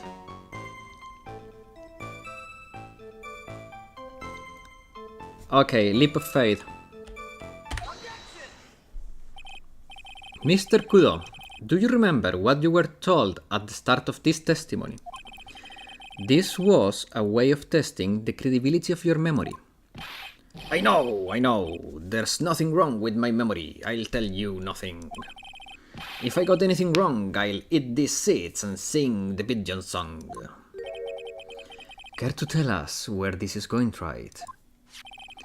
According to Mr. Kudo, the victim was holding the paper with his right hand, while drinking coffee with his free hand, which would make that his left.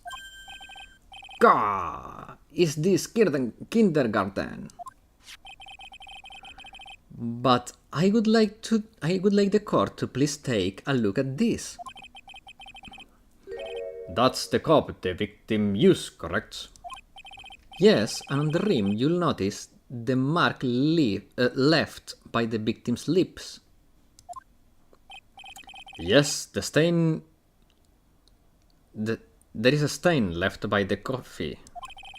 If you consider where that stain is, you'll clearly see that the victim was holding the cup with his right hand. But how? Well, Mr. Kudo, the court is waiting for you for your epic performance. You said you'd eat those seeds and sing the pigeon song. Ah! Mr. Kudo, I'm afraid this simply is not acceptable. I think the witness had... Wait. If you think I'm going to stand here and listen to you tell me I'm mad, you're wrong. I don't care about that dirty coffee cup. I know what I saw. You still insist on your testimony. That young Brad was holding the cup in his left hand. Oh yes, no question. I'm a good law-abiding citizen, I am. And it's that dead young hotbot and you, spiky haired Yahoo. You who are at fault. Me? Thank you, old man. We've heard quite enough from you already.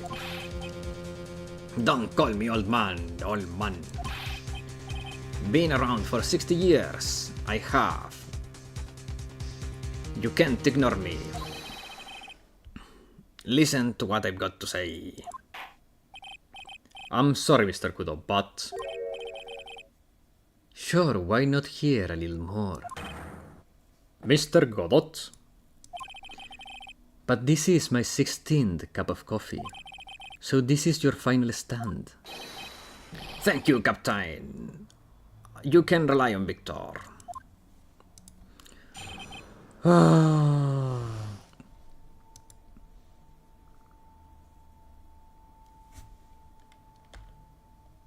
Left or right hand? Okay, wait.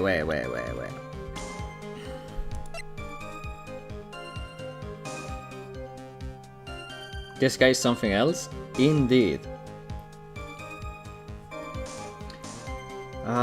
Let me...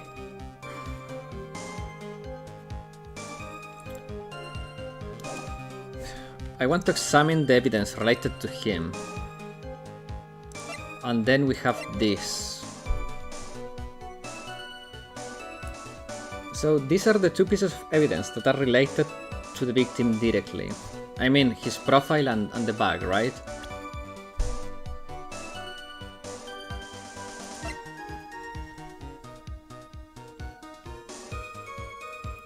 Also, he's... okay.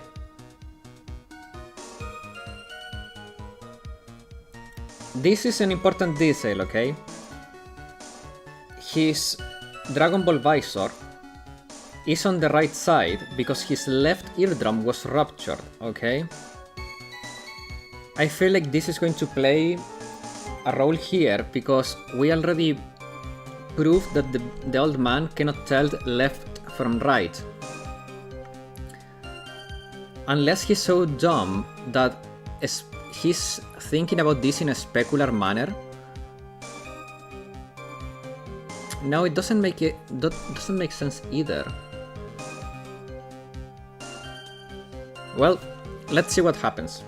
But I think this is going to play a role. The boy was wearing the earpiece on the same side as the green lens of his specs. He kept fiddling with it all the time.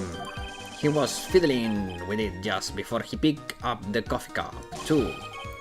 And then he used the same hand to pick up the coffee cup, his left hand.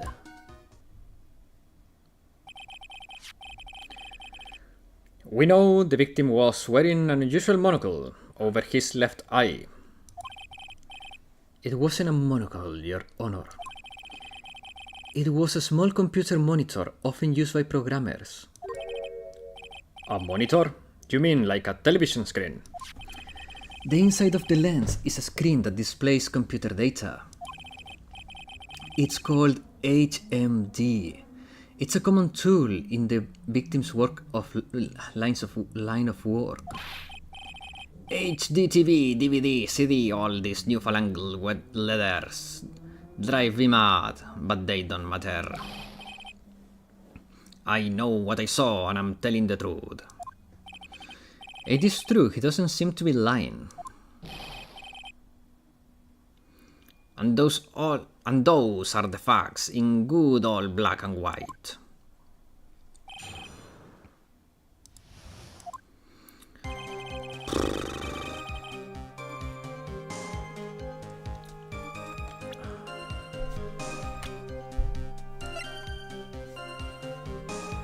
No. You can clearly see it's on the right side. It's all in the right side. Because if I turn myself around, looking in the direction that the victim is, so away from the monitor, is that, yeah, that's the right side. No, that's the left side actually. Yeah, no, okay, so the spectacle is in the left side. So this is left. Yeah, this is left. But he cannot be wearing the earpiece here because his left eardrum was ruptured. So that's impossible.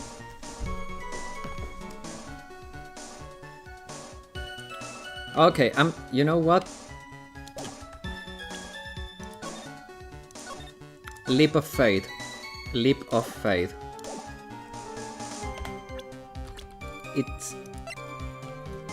It's here. It's written here.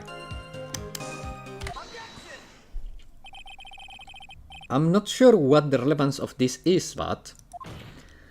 Mr. Kudo, there is something very strange about your observation of the victim. What? You say he was wearing the earpiece on the same side as the HMD. No question, you can look me up if I'm wrong. It was his left ear without a doubt. Leap of faith with a save point. That's not how it works. Mikan. You're right.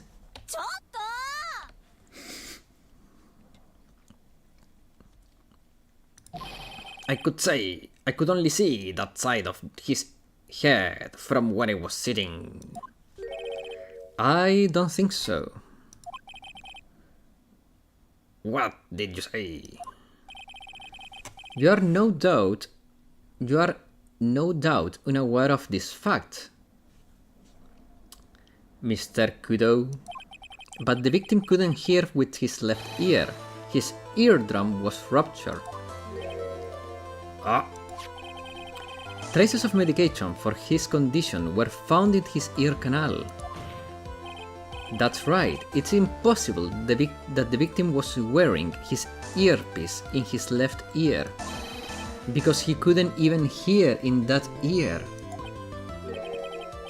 Is that true, Captain? It is. Pigeon.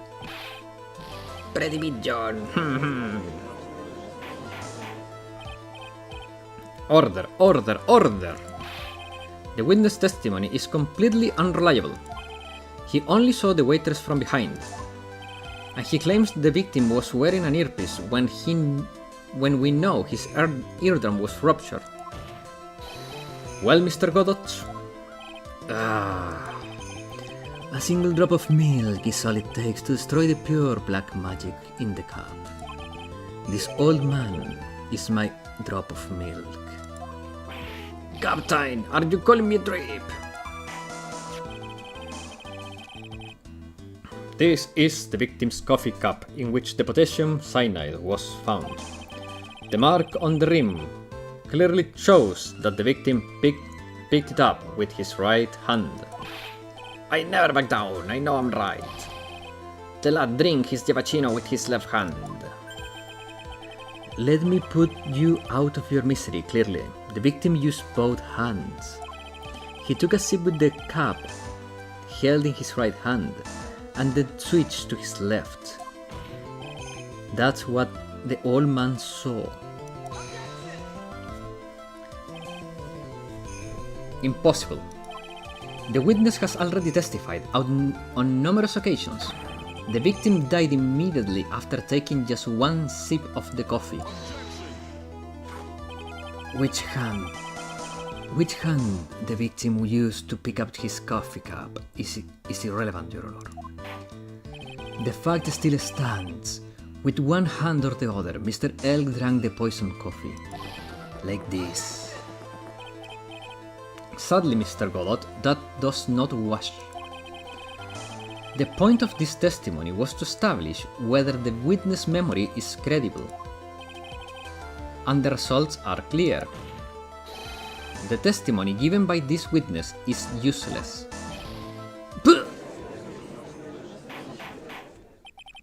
I believe it's time to conclude today's proceedings. I'm satisfied that the witness is not deceiving the court, but to be frank, his testimony is a farce. Did you have to be so frank? Take that, you pompous. I'm sorry, Mr. Kudo. You can reach me from there. I'm ordering the defense and the prosecution to investigate further into this case. That is all for now. This court is adjourned. Hold it. What? Wait. If we stop now, where does this leave me? Leave you, Mr. Kudo. Thanks to that blue-suited young upstart over there. I'm just a bumbling old man who can't even dot his... What? His T's or cross his eyes now. What? How is your bad memory my fault? I'm sorry, Mr. Kudo, but there is nothing I can do. I kept my mouth shut until now, but there is something else the court should know. What? There's more. To be perfectly honest, it might not be anything, but I want another chance. I want another crack at you, you young shark.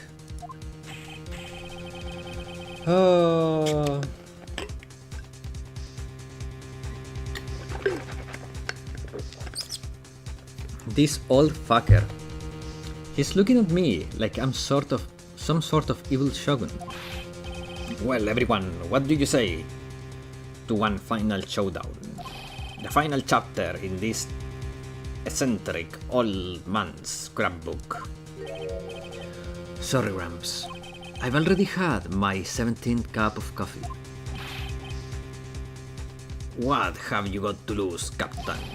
I'll give you all the Yavachino you want if you come to my house after the trial. I may be 68, but I'm Victor Kudo. But Victor Kudo is still a man. That's enough, witness.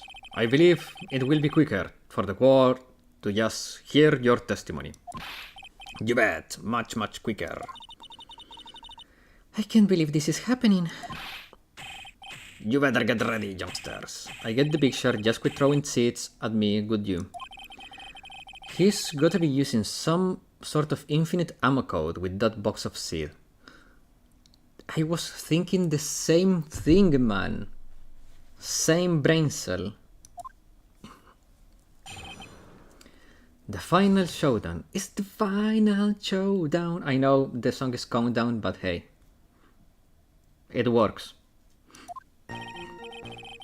First of all, I want to stress that this might be nothing. I'm not too sure myself. The young boy slumped over the table as soon as he took one sip of his Yavachino. Copyright claim, probably. Well, the clumsy idiot upset the vase. He knocked it right over. It broke the strip of the cloth covering the table. It broke, and the strip of the cloth covering the table got completely soaked. Well, how about that? Turned things upside down.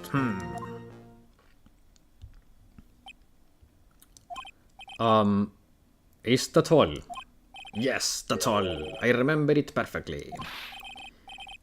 You are doubting me again? You are doubting a poor, defenseless old man.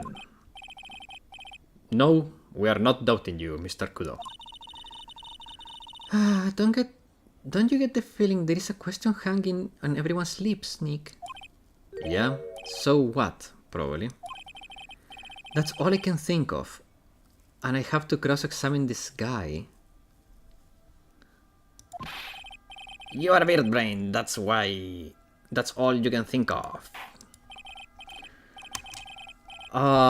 Wait, ambulance?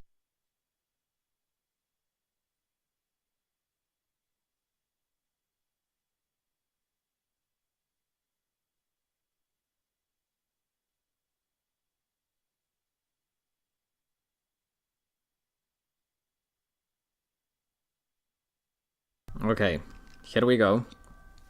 Very well, Mr. Wright. Your final cross-examination, please. Wait a second. Okay.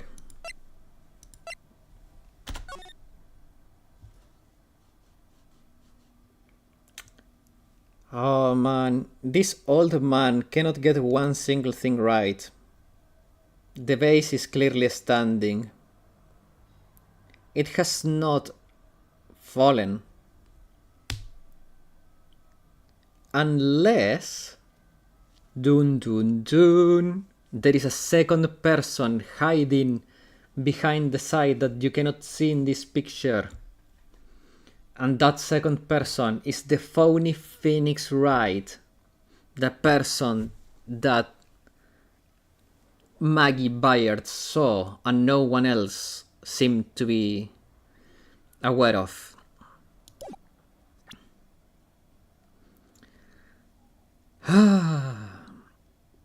Well, here we go again.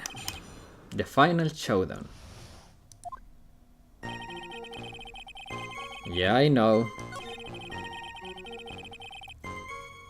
Okay. Well, we are gonna present the crime photo and prove you wrong once again. Boom. Mr. Kudo, there is a photograph of the crime scene. So what? Look carefully at the table. The vase is there, intact. Huh? Lost your tongue, Granddad? I'm not Granddad of yours. Enough. If you throw any more seats in this courtroom... What is it now? I just remembered something. Yeah, go on. The broken vase, it was on my table. What? Well, you see... It startled me when the young lad collapsed, so I stood up. That must have been when it fell over, the vase. On my table, I mean. The vase on your table? Yes, it was on my table. And that's how my groin came to be completely soaked. Okay, so he peed himself.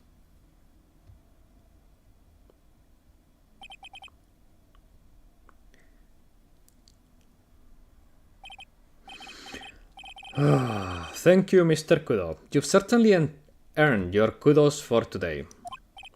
I'd like to ask a question now. Have I been any use at all? Perhaps that's something you should reflect on yourself, Mr. Kudo. Wait a minute. If that's the case, there is more. I've got more to say. Yes, I remember something else. Bailiff, escort the witness out of the courtroom. Wait, listen to me. Thank you. Thank you very much, Judge. Well, we seem to have been considerably sidetracked. And I'm still not in a position to deliver a verdict. The defendant has not been positively identified as the waitress in question. Additionally, there are two disparities in the testimony we heard thus far. The mark on the coffee cup that the victim supposedly drank from with his left hand, and the earpiece which was inserted into his left ear, of which he couldn't hear. Wow, Nick, you did it! I therefore require both the defense and the prosecution to further investigate the facts. Yes, Your Honor. There is one more thing before I call today's session to an end. One more thing, Your Honor. The witness we just heard from. He's most insistent that his testimony should be of use. He summarized it accordingly into this statement. Okay. You may each have a copy of it if you wish. Whatever, the prosecution doesn't need proofs like that. Godot's really mad, huh? Yeah, I would be too. Very well. Here you have then, Mr. Wright.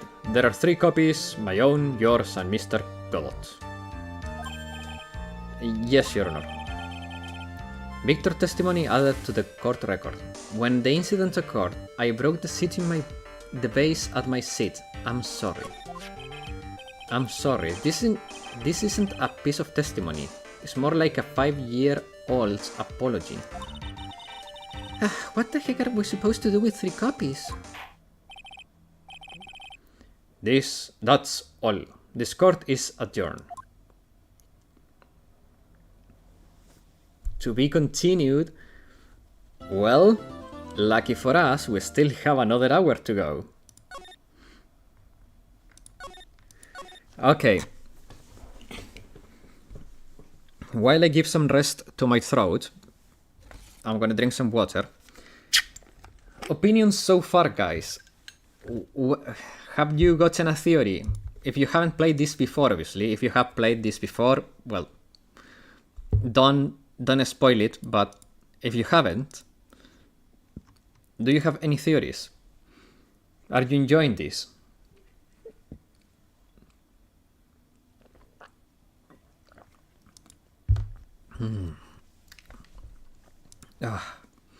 I just need 1 second because doing the voice for Kudo puts a lot of strain on my throat. So just give me a minute to to gain a little bit of my voice back.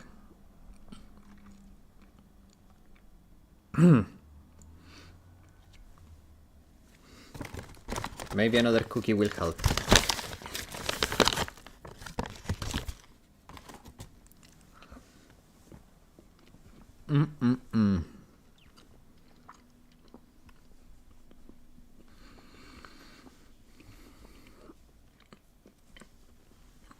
Man, oh man. Okay.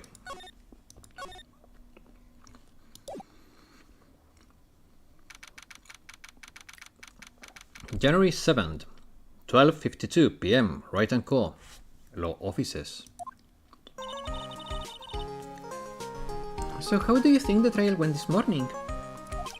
How do you think it went? It got a bit crazy in there. I just wonder if that killed our chances. Yeah, I guess it did get out of hand. Mr. Kudo's testimony did not help us. Plus, now we don't even know the identity of the waitress who laced the coffee. All we know is what the old man, Mr. Kudo, saw: the apron straps and the ribbon.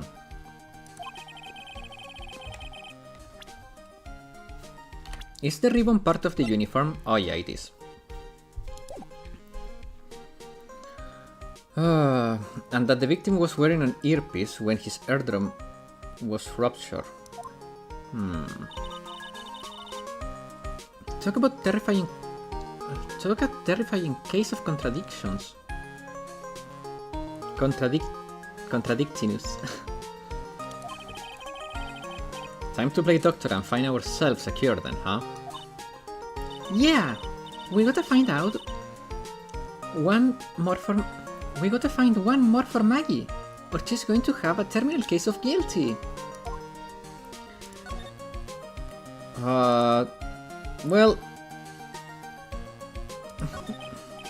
Well, I'm officially at a loss, so as to where to start. Yeah, me too. Let's try some brainstorming. You go first. I guess we should try to put Mr. Kudo's testimony to some sort of use. Yeah, that's true. And we need to figure out the identity of the waitress who the victim really was. Somehow, I think the key to this case has got to be at Trebian. Well then, let's go back and check it again. Oh, and we should drop in on Maggie and see how she's doing too. Any ideas? So, anything on your mind? Actually, there is something. Huh? I was wondering about the phony.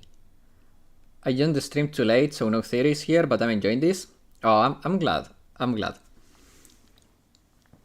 That is the most important part.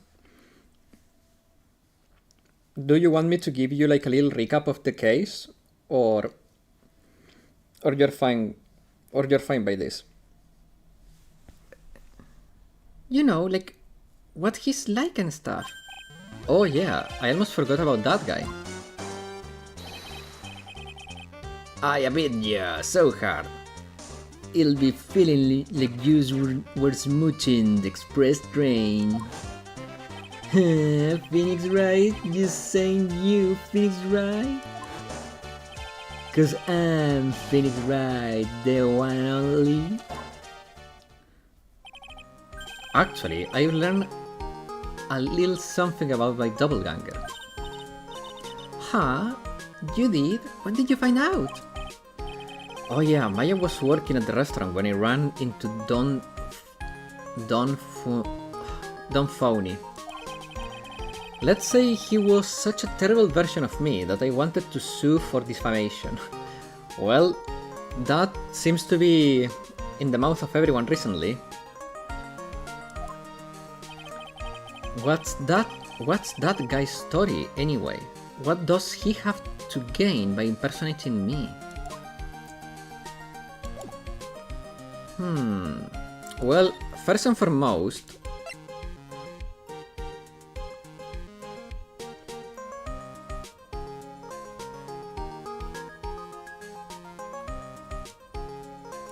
let's try the here. January 7th. Police Station, Criminal Affairs Department. Looks like Amsham is not here. Never mind that. What's going on? It feels different in here somehow. You think? Yeah, everyone seems to be on edge. What are you doing? Calling the officers for the briefing quick. Don't forget to log into BD2, 35 free ticks, and... Oh! I had no idea. Thanks for the info, Josh. Can you shut down the station server? Chief, quit playing on the internet. But my email pen pal 30 lit as what? Lead as princess? Does anyone understand this?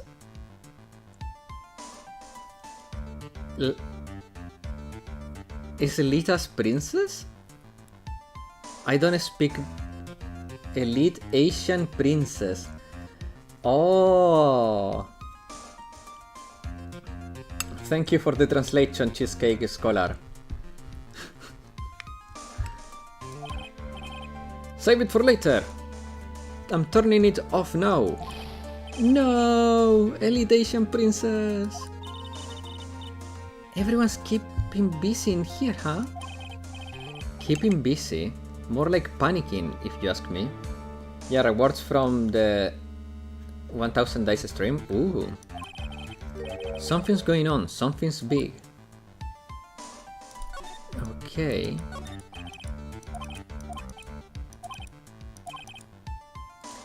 Dear Elite Asian Princess, how are you? I'm okay. How was the show last night?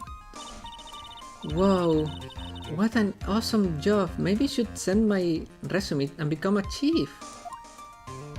Okay, so this is a waste of time. Let's try the detention center. January 7th, detention center, visitor's room. I guess Maggie's still in questioning. But we've got questions to ask her too. Maggie, Maggie. Keep it down, Maya. This isn't a playing ground, you know.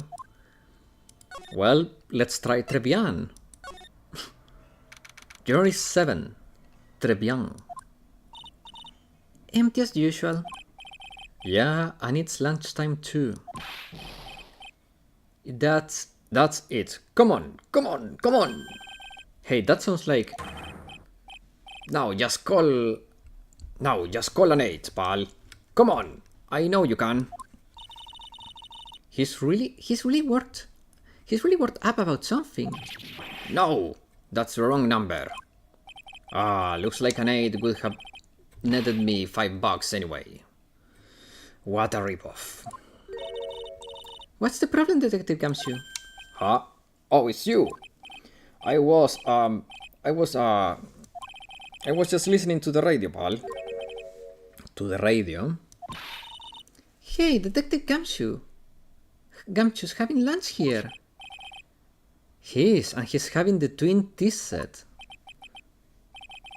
What can I say? Today's trial.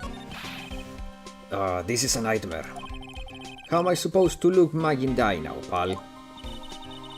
You really drove her into a corner, you know? You always blow apart my testimony. Why, of all days, didn't you do it today? Sorry, there weren't just any holes in it, for once. Yeah, what happened? Usually your testimonies are like Swiss cheese. Swiss cheese? Would he have preferred crumbly like aged parmesan? Anyway, this case has already been ruled on. There shouldn't be any holes left to find. So Maggie did say anything to you about me, I mean? Well, how did she put it again? I can't believe Detective Gumshoe. I hate him, sir. I mean it. I don't ever want to see him again. Something like that. Something like that. What? Please, Detective Gumshoe, I didn't mean... Why this is happening? He's banging his head against the wall, Nick. Oh man, poor Gumshoe. Lunch special. So, did you like the twin tea set? I've never paid that much money for lunch before. I was so nervous, my hands were shaking. So, how did it taste? Well, for $20 I guess, I don't know how to describe it. It really was delicate. Delicate? You mean you liked it? It didn't taste bad to you? What's the matter with him? Looks like he's thinking. That's it. I've been trying to think of the right word to describe taste. And just realized it's bad. That's it. It's bad. It's kinda hard to admit it to yourself when you pay $20 for it, you know? Maybe he should find out about the price after he had finished eating. Oh. Hey Nick, maybe that's why Glenn L came here. Maybe he heard about the super fierce twin tea set. If by fierce you mean fearsome, speaking of Glenn L, that reminds me. We still hardly know anything about the guy. Why don't we ask Detective Gumshoe what he knows, seeing as he's here? So what were you all excited about earlier? That's right, you said you were listening to the radio or something. Oh, that was nothing. I wasn't excited. Come on, Detective Gumshoe, you can tell little old me. What were you listening to? Nothing really. It was just the daily exercise show. We know it's the lottery. What the? A Psylocke? This large special lobster is sure great.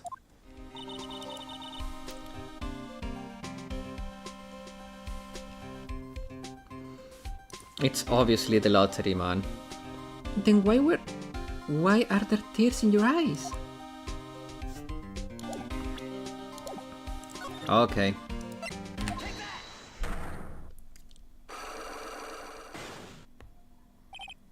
The radio.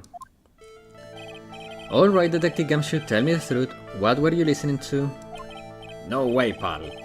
Now that you've made a big thing out of it, I'm not gonna tell you. Okay. So there are two things that he could be listening to.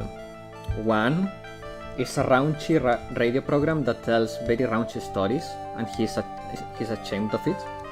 Or two, because he was screaming about numbers, he was listening to the lottery.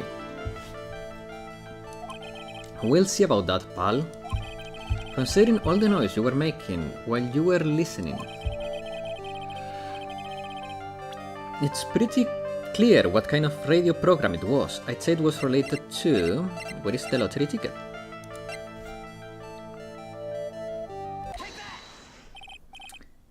Am I right, aren't I? You were listening to the lottery results, weren't you?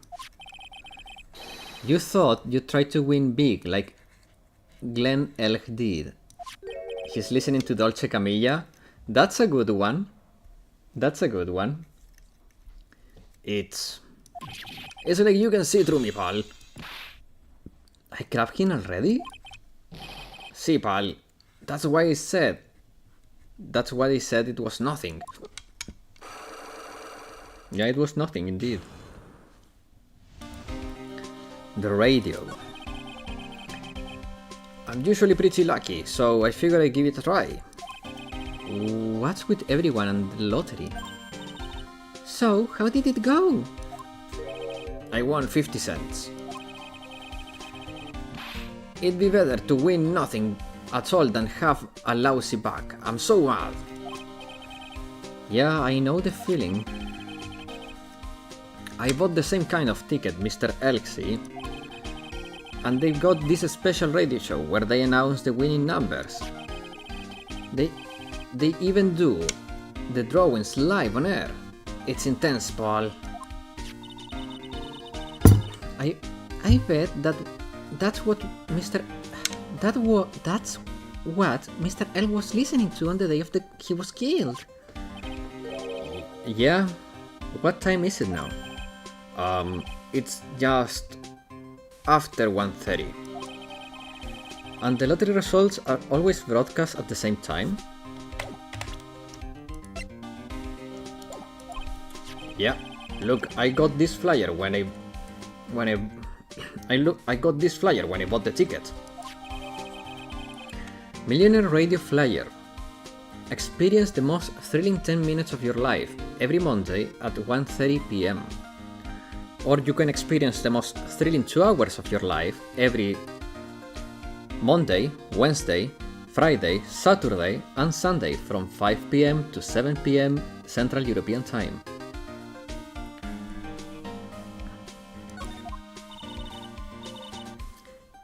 Millionaire Radio? That sounds cool. I want to try it, Nick. Then buy a ticket, Maya, with your own money. He's so mean. Okay, Maya told us to ask more about him, so we're gonna do bro, the self-promotion. Well, I have to. And you have to admit, it was a good plug.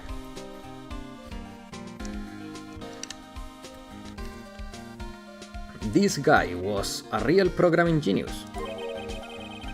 They call him the walking computer at the place where he worked. What happened when he crashes though? Doesn't he stop moving all of a sudden? Okay, it's 3 2 hours whenever you're on air. Thank you. He wasn't literally a computer, Maya. Anyway, there's nothing between Maggie and the victim.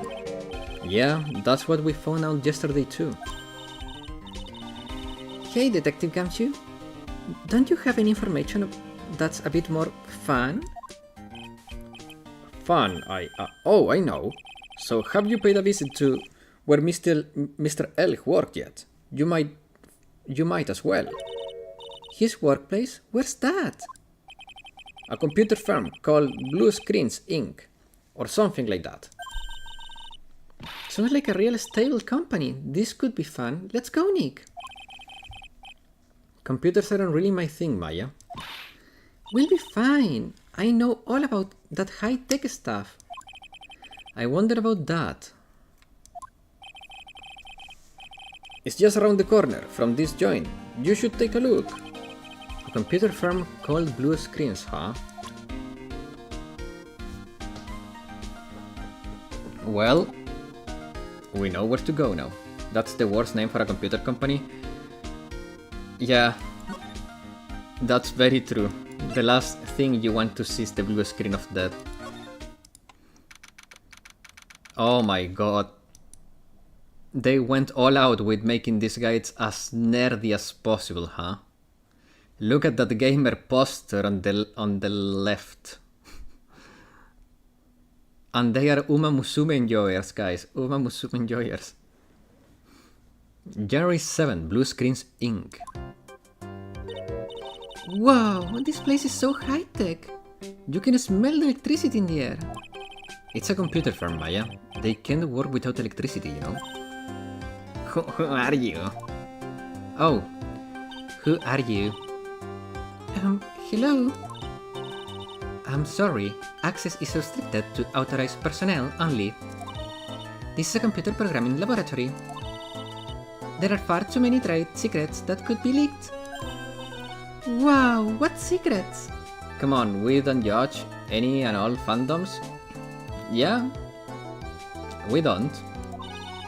Everything you see here is classified. No information can leave this building. Understood. Who is this woman? She's like a robot from some kind of whack educational show. My name is Lisa Basile. I'm the company director. Director? She's human? She seems more like a ghost in a shell. The anime references keep coming, guys. And that thing over her eye, isn't that the same device Glenn's L? That's a DM8, right? Nice try. The other way around, Maya, it's HMD. All my programmers here at Blue Screens Inc. are supplied with HMDs. Then you do write programs too? No, I just enjoy wearing these. They are pretty cool. I wouldn't mind one. Okay, let's talk to this pretty girl. So what exactly is this firm business? I will try to simplify it so you can understand. We analyze the data management systems required by certain branches of industry, and then deliver optimum operating systems and source-level components to them. Huh? You lost me on the corner of analyze and management. Oh, it doesn't matter, they analyze stuff, you got that much, right? The software we produce is distributed on CDs. CDs? Yes, compact disc, digital optical storage media. Of course, CDs are used for software as well as music. Wait a minute. Oh my god. Am I starting to piece this together? So, remember the following statement, okay? Maggie Bayard said that the dude was carrying a CD with him, okay? It cannot be seen here. But what if he was killed for company secrets? Or he was selling company secrets? And then... Oh, I think it's starting to come together, guys.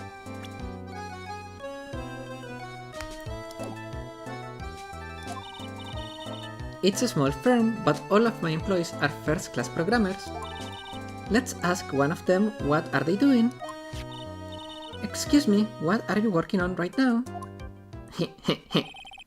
I'm researching the impact of time slicing on logical influences response time. Okay, it's going too fast, I'm not gonna read it. Well, you get the idea. This sort of thing we are involved in. Did you good people follow all of that? Yeah. Your blank smile said otherwise, Maya.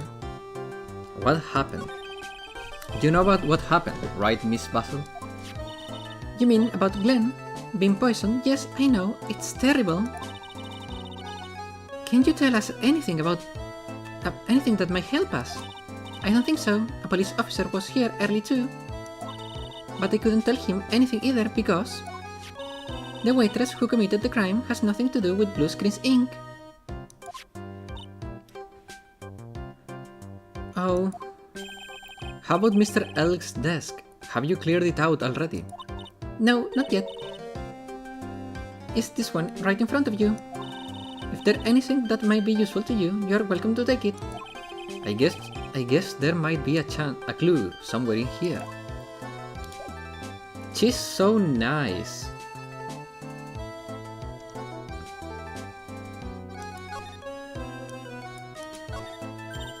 Whoa, look at this desk, Nick. It's a mess. What a mess. Looks pretty average to me. But you can't get any work done with everything all over the place like this. You think so? Real whiz kids can work under any condition, you know? She's trying to hint that I should tidy my desk more. I'll clean up my desk when Maya stops asking silly questions. No hurry then. Maya is doing that face.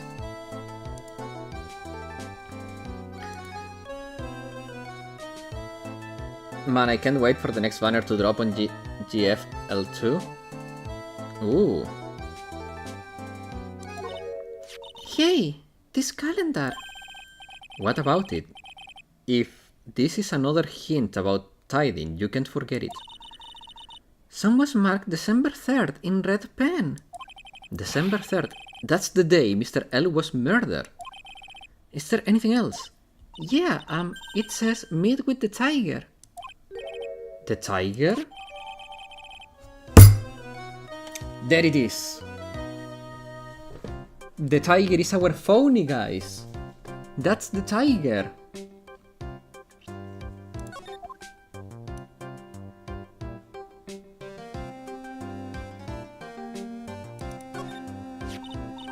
Is the next most game-breaking character? Ooh. Is she that kind of breaking character or just strong? Whoa, look at this mess. Looks like they are all betting tickets. What kind of betting tickets? For betting on which horse will win a race. They are horse racing tickets. Gorilla wife? Oh, so she's... No, wait. That kind of character, I see.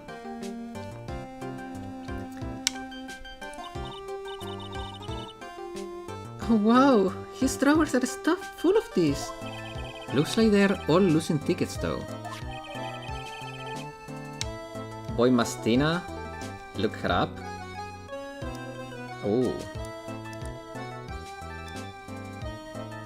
Okay, give me a second.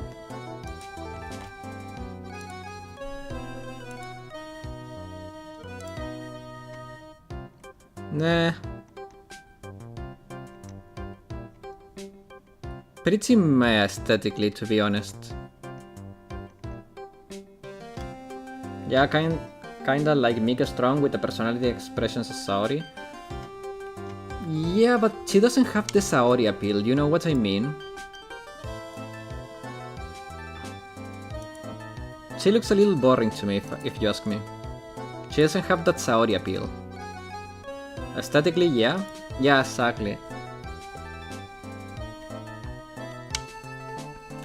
Horse racing betting tickets found in Glenn Elk's desk. There are over 500 of them. This many tickets could get you what? A buck down at the recycling center? But I didn't know you were so hard up that you tried to profit from the dead, Nick. I'm just taking them as evidence, Maya. That's enough reason for me to throw 400 tickets, but still game breaking? Well, that's fair.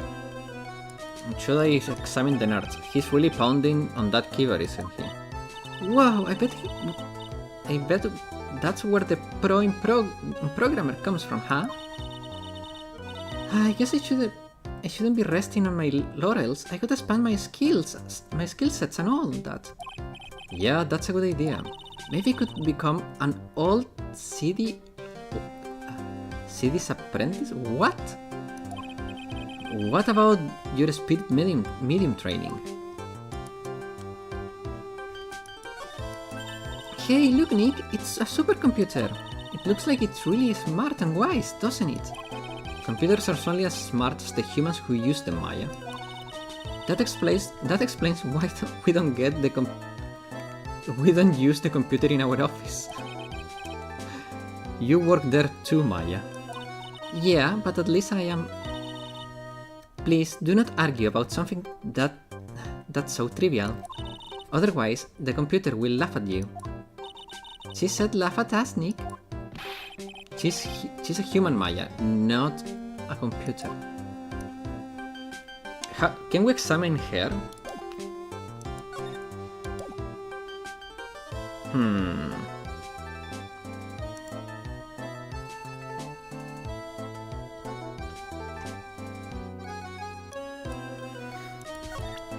Wait, did it? Oh, okay, no. I thought it. Okay, it's fine. Well, let's see what else she can tell us about this guy. About Mr. Elg. He was a top programmer. I would even say he was a genius. But he did suffer from one or two bugs in his personality.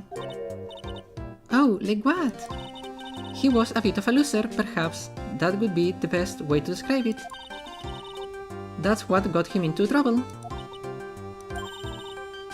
What's the matter? What's the matter? He was a top programmer. I would even say he was a genius. So he was really no trouble at all. A model employee. Hey, wait a minute. Just now you said something about him being in trouble. We got to find out what kind of trouble this was exactly. Glenn's troubles. Ooh. About Mr. Elg. Was he in some kind of trouble? I'm sorry, why would you think that? I thought you said something about it just now. You said he got himself into trouble because he was a bit of a loser. Okay, so here is my theory. He was borrowing money from that tiger guy that is a Yakuza. That's why he had to meet with him. And he was about to sell trade secrets to get money. To get out of debt. 3 Cyclops, huh? I guess Mr. Elks is like every other man with his own pile of secrets. The question is... I don't think I can break it now. But... because I need to find more about that tiger dude. So...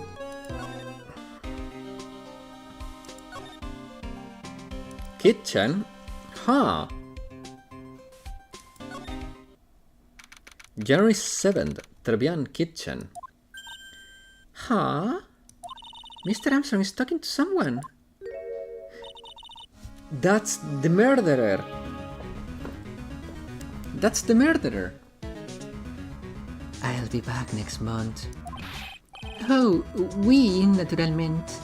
I'll be waiting for you. If you haven't got it by then, I'm afraid I might get a little hot around here. None. I will have everything ready, I promise. I love fire, you know. I love the way it crackles. No, stop it, I beg you. Then don't let me down. I'll be watching you. Moi, none. This is not necessary. You can trust me, mademoiselle. Talk to anyone, and I'll drive a knife right through your heart. Oh no. You don't have to worry. You know. You worry far too much. Maybe this will help you. Relax. It's the oil of sandalwood.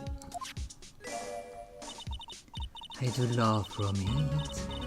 From time to time.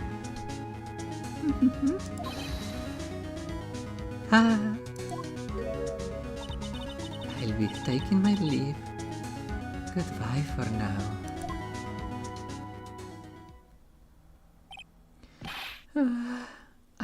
I've the shivers. I must rub some of my oil all over my body before I become the nervous wreck. Yeah, it's working perfect.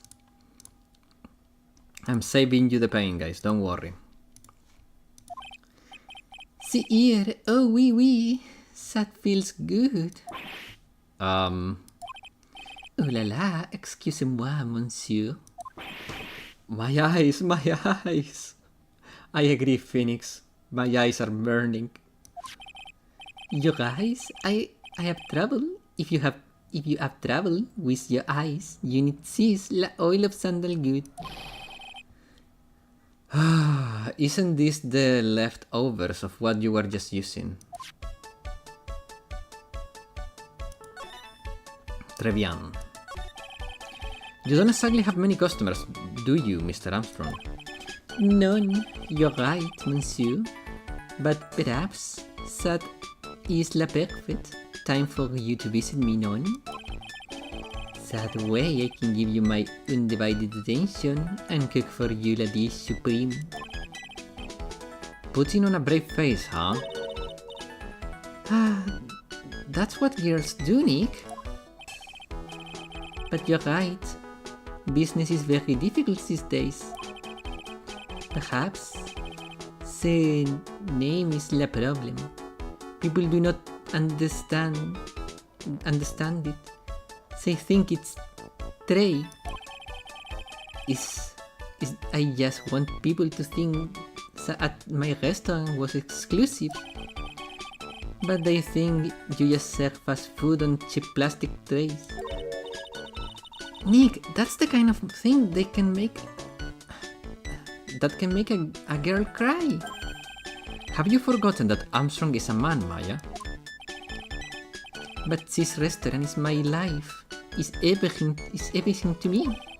I will defend it to la finale. No one will take it from me. That woman just now. So, who was that woman you were just talking now? Ooh la la, you so sad. Oh well, yeah, sorry. So who was she? She looked so polite and graceful. Polite, graceful? And she likes raw meat and fires, right? I'll be back next month. Okay, this is just the flashback.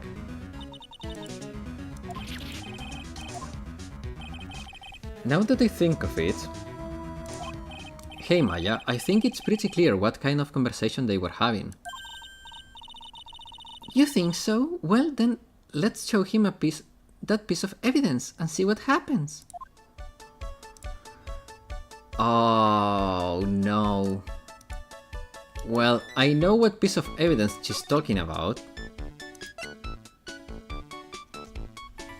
The loaner is Tender Lender. I guess that is the girl.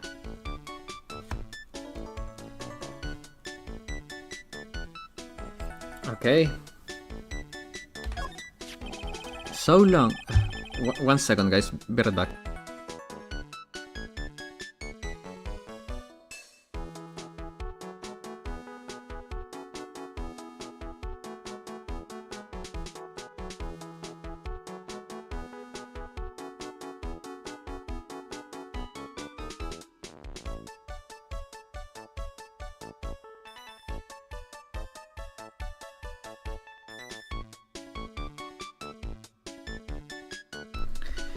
So long as that paper exists, I am but a delightful angel with the broken wings. An angel, huh? Doesn't bode well when you think about it. We, they keep harassing me month after month. In the end, I had to give in and I agreed to help them. Help them with what? My, bien sûr, if I did not owe them the money, I would have refused. But my hands were tied. Please, what did you agree to help them with? None, I can't say. If I tell you that woman, she will slice me up and eat me with la salad garnish. 1 second, ambulance.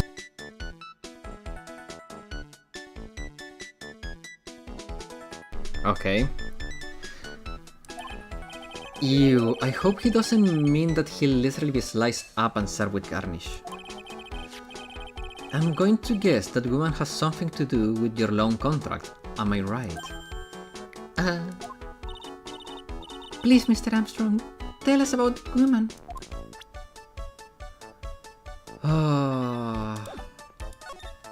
The woman just now. The woman who was here earlier. I take that she's, Why has it come to this? What a tragedy. I surely find myself so deep in la depth. It is a sign of the bad world we live in, huh? No, I said more of a sign of the bad culinary skill. Man, Phoenix is quite something. The woman who was here, this scary woman, she's from la loan office. Loan office? Is that where you borrowed $500,000 from? We, la tender lender, it is called. Catchy name, just hearing it makes me wanna borrow money. Please, you must not borrow money from them. Please, you must not borrow money from them. If you must no more than $10. $10? Sounds like your whole monthly stipend, Maya. Hey, I get a bit more than that. Thank you very much. So, tender lender is a loan office. You borrowed $500,000 from her. I wonder if they got anything to do with this case. The tender lender.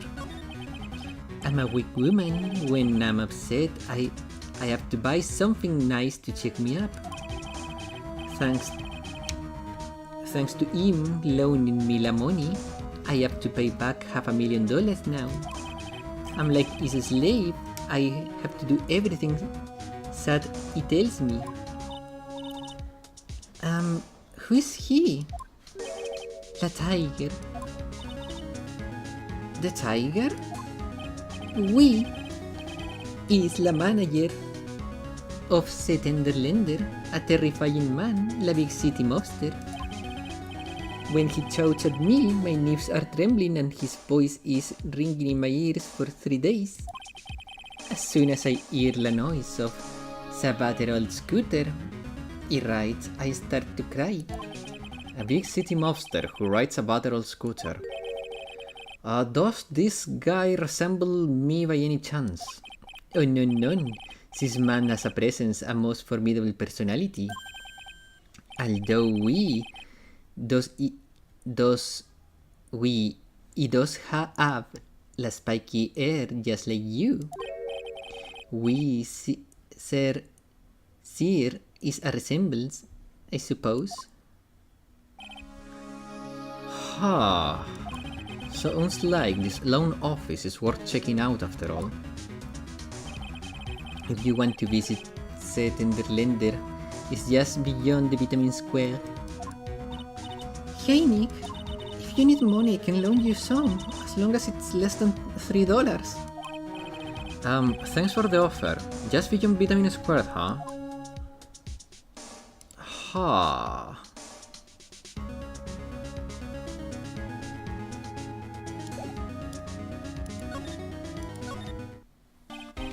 Well, I'm gonna head back to the precinct now. We've got a big meeting starting in a bit. About Maggie's case, you mean? No, that's pretty much wrapped up now. There is another big case going down at the moment, so she's been pushed aside. Okay, we'll see you later then. Bye. Gumshoe's new face? Oh. Thanks for the reminder, Josh.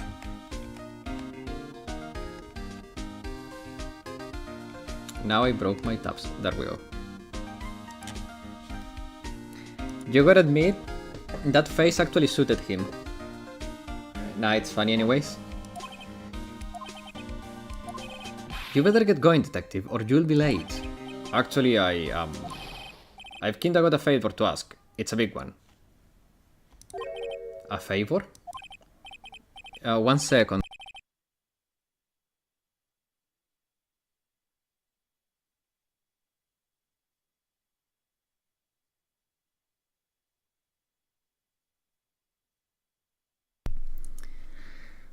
It's for Maggie, actually.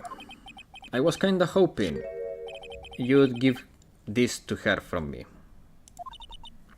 What is it? It's a lunchbox. I got up early so I could make it. I've been really worried about her. She looked like she'd lost a lot of weight. Detective Gumshoe. How many Winnies are in there? There is not a person on earth who could down this much meat. Oh my god. Such a dirty joke that is. You think I love Winnies? Oh my god, Gumshoe, you're making it worse. I can get enough of their tender juiciness. So will you give it to her?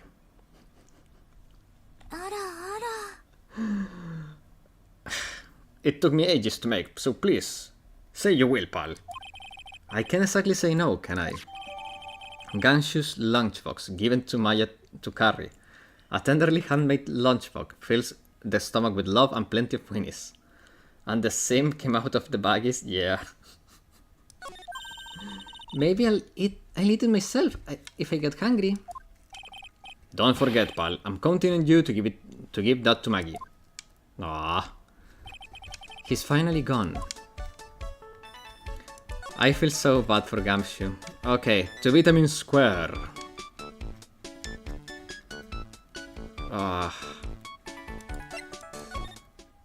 January 7th, Vitamin Square. I don't see any sign of Mr. Kudo, do you? Maybe he went to buy another ton of bird seeds. I was kind of hoping he wouldn't be here anyway. Anyway, at least for now. Besides, any more seeds today and I'm liable to turn into a real phoenix. Okay, so the Tenderlander. January 7th, Tenderlander. Win through compromise, huh? This place gives off a really strange vibe, doesn't it? Looks like the tiger isn't in his lair. And that is, as they say, a very good thing. Welcome. Talk about a creepy voice. It makes your soul want to shrivel up and die. Oh. Welcome. You're here to discuss alone? No, not exactly. The manager is away at the moment. Wait quietly, please. She's the killer. She's gone, just like that. Well, I'll guess just have to come back another time. But this is the perfect opportunity, Nick. This place reeks of suspicion. Come on, Nick, let's take a look around, okay? Do you think it'd be okay? Of course, no one will ever... Coffee? I'll leave it here for you to enjoy quietly. Yeah, thank you. Do not touch the desk, please. I can see the city! Nick, let's get out of here. Now she wants to get out of here.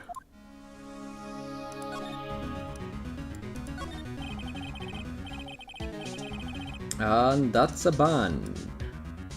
No shitty advertising of shitty things. I don't need bots. There is a CD player on the desk, but the desk is so loud. It's a wonder you can hear it. The lid's open. I wonder what kind of music the tiger is into. Have you finished the coffee? Yeah, thank you. It was lovely. So, you drank it all?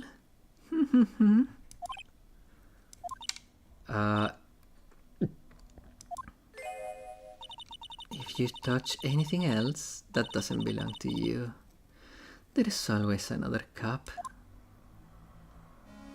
Okay, so the second one is the poison.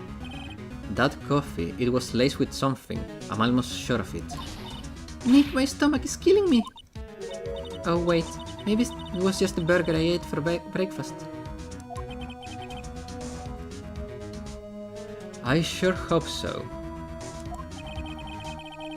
We better take a look at that CD while we're still alive and have the chance. What the? What? It's not the Rocco soundtrack? Is it Clove the Tiger? It's a demo CD. The artist's name has been written on the disc in pen. MC Bomber. What? This must be the CD Maggie told us about. Let's listen to it. I bet it's heavy metal. No way. That woman will make us drink more coffee if we do. MC Bomber added to the court record.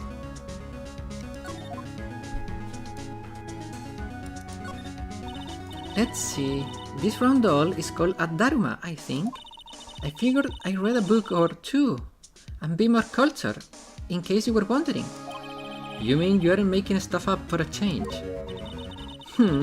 I bet you also didn't know that no matter what, he'll always write himself. What? Go on, Nick. Give him a good shove. Oh, if I only feel like dying. Now, this yellow thing, this is a Japanese chess piece. I think it's called a king. Not that I'm an expert or anything. I'm more of a reversey person, you know? Assuming she knows what she's talking about, these aren't exactly your typical mobster wannabe items. They are not trophies, are they? Hey! There's a piece of paper sticking out from under here. What is it? A repair bill? Looks like he did some repair works on his car. Does he even have one? 15k to replace a bumper and a light. That's insane.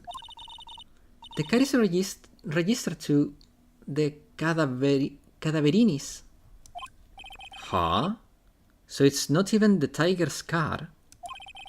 Why would someone else repay the bill in the tiger's office? Car repair bill. Paid by Tiger to the Cadaverini family.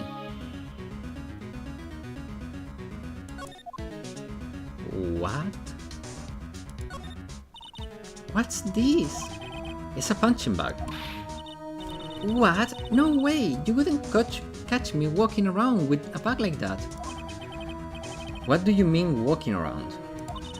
The design's gross to start with, and it's way too heavy to be practical. And why is it called a punching bag? Don't people know messenger bags are in? I knew it. It was right before. I was right before, back at Trebian. Paris fashion is more my thing. Really, I'd hope she's pulling my chain on this one. Win through compromise. I wonder what that's supposed to mean. I must mean something if they took the trouble to frame it like that. Yeah, well, it still doesn't make any sense to me. That's the tender lender guiding principle. Oh? Compromise the customer to win. Oh, I see. How about you, Nick? Yeah, well, as long as we don't have to compromise my hair, I'd say we're okay. That's one slogan no business owner should ever explain to their customer.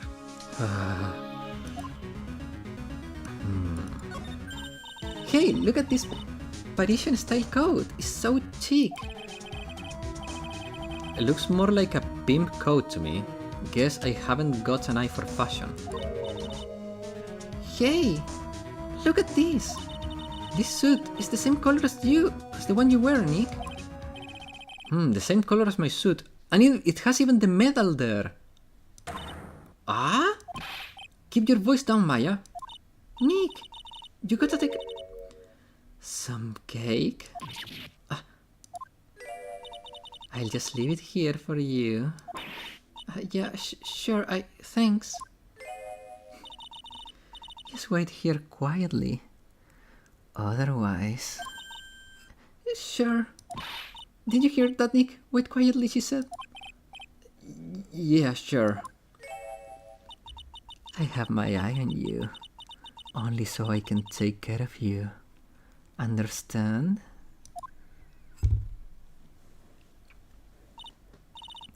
I'm scared, Nick. So, what are you getting so excited about before? Look on the lapel of the suit. That's an attorney's badge made of cardboard? The tiger is a lawyer? No!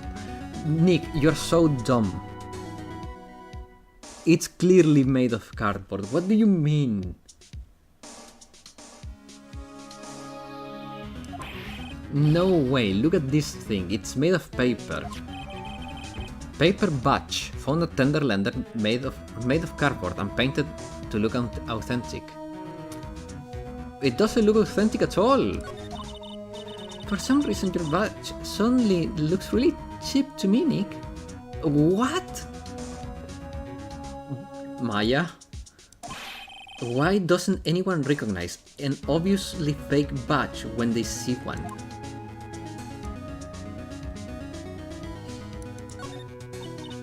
Oh no, someone dropped the ashtray on the floor. That's going to be a nightmare to clean up. Yeah, it's all over the rug and everything. I accidentally knocked over a really big space heater once. Man, these two combo, yeah. Cleaning was such a pain. It was one of those super antique where you have to burn a ton of charcoal.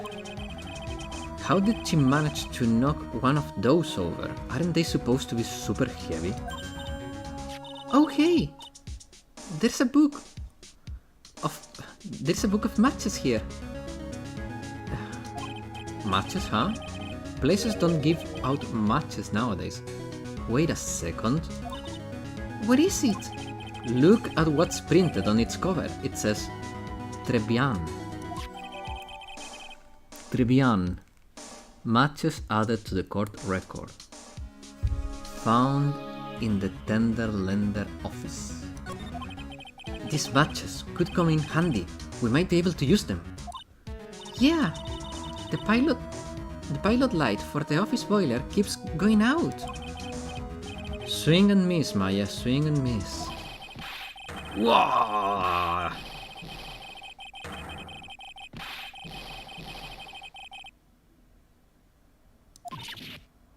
Ah? Come out from under the desk, Maya. What are you two snooping around in my office for? Nothing, we are just... Oh, my precious carpet, you got ash on my rug. You're gonna wish your ugly feet never came through my door. It wasn't us. You wanna argue it with me? Is that what you's doing? You think you can take on me? I'm gonna flatten yous into pancakes and turn yous into mini rocks.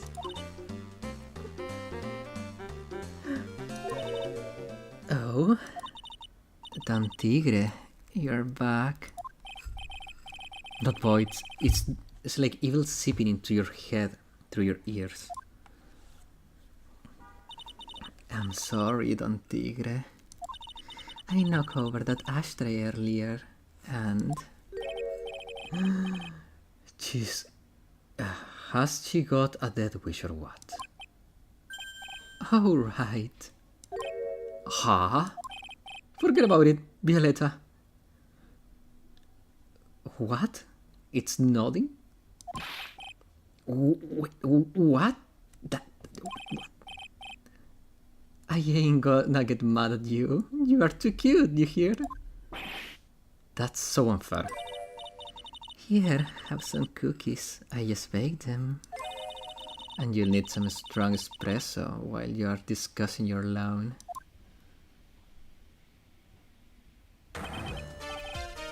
Phoenix Wright! Yes? You's either crazy or just plain stupid to chase after me.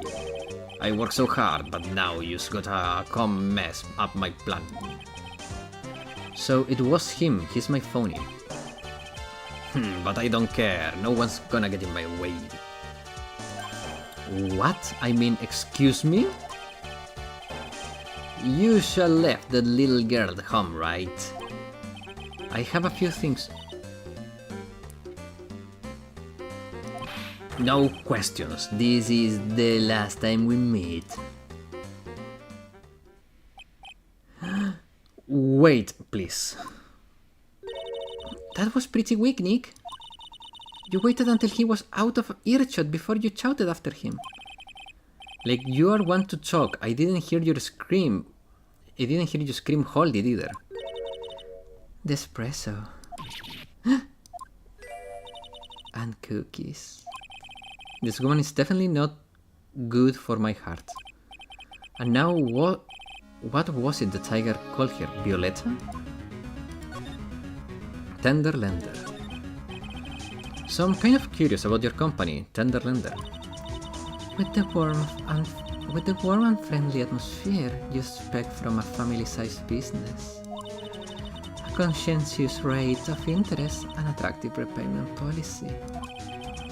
Why do I get the feeling that this sentence is not going to end well? We will tenderly lend you a little extra here and there at the Tender Lender. Hey Nick, things are a bit tight for Wright & Co. at the moment, aren't they? I mean, there is that $500 you owe me from our card game from starters. Why don't you take out a loan? Why would I take out a loan from a place like this? Not so much. Tender Lender is on your side. So, let's say I'm late with my payment. What happens then? We'll give you more coffee. So strong. Right. I think I'd rather skip town. Hey, just remember I can make strong coffee too, Nick. Strong tea as well. What happened? So, do you know about the incident we're investigating? What incident? Well, a man was poisoned in a restaurant near here. That incident. Let me see. I was here that day with the manager. The manager being the tiger. Furio Tiger. Oh, so they're Italian. Well, Violetta is a very Italian name. Furio? Tigre? So that's where the tiger comes from, huh? Your phony got a real name, Nick. Hurry, up and find out more about him. Oh. Okay. Guys, it's been 3 hours and 6 minutes. And now that we know that Violetta è italiana, e Furio è anche un nome italiano, oh, Furio Tigre.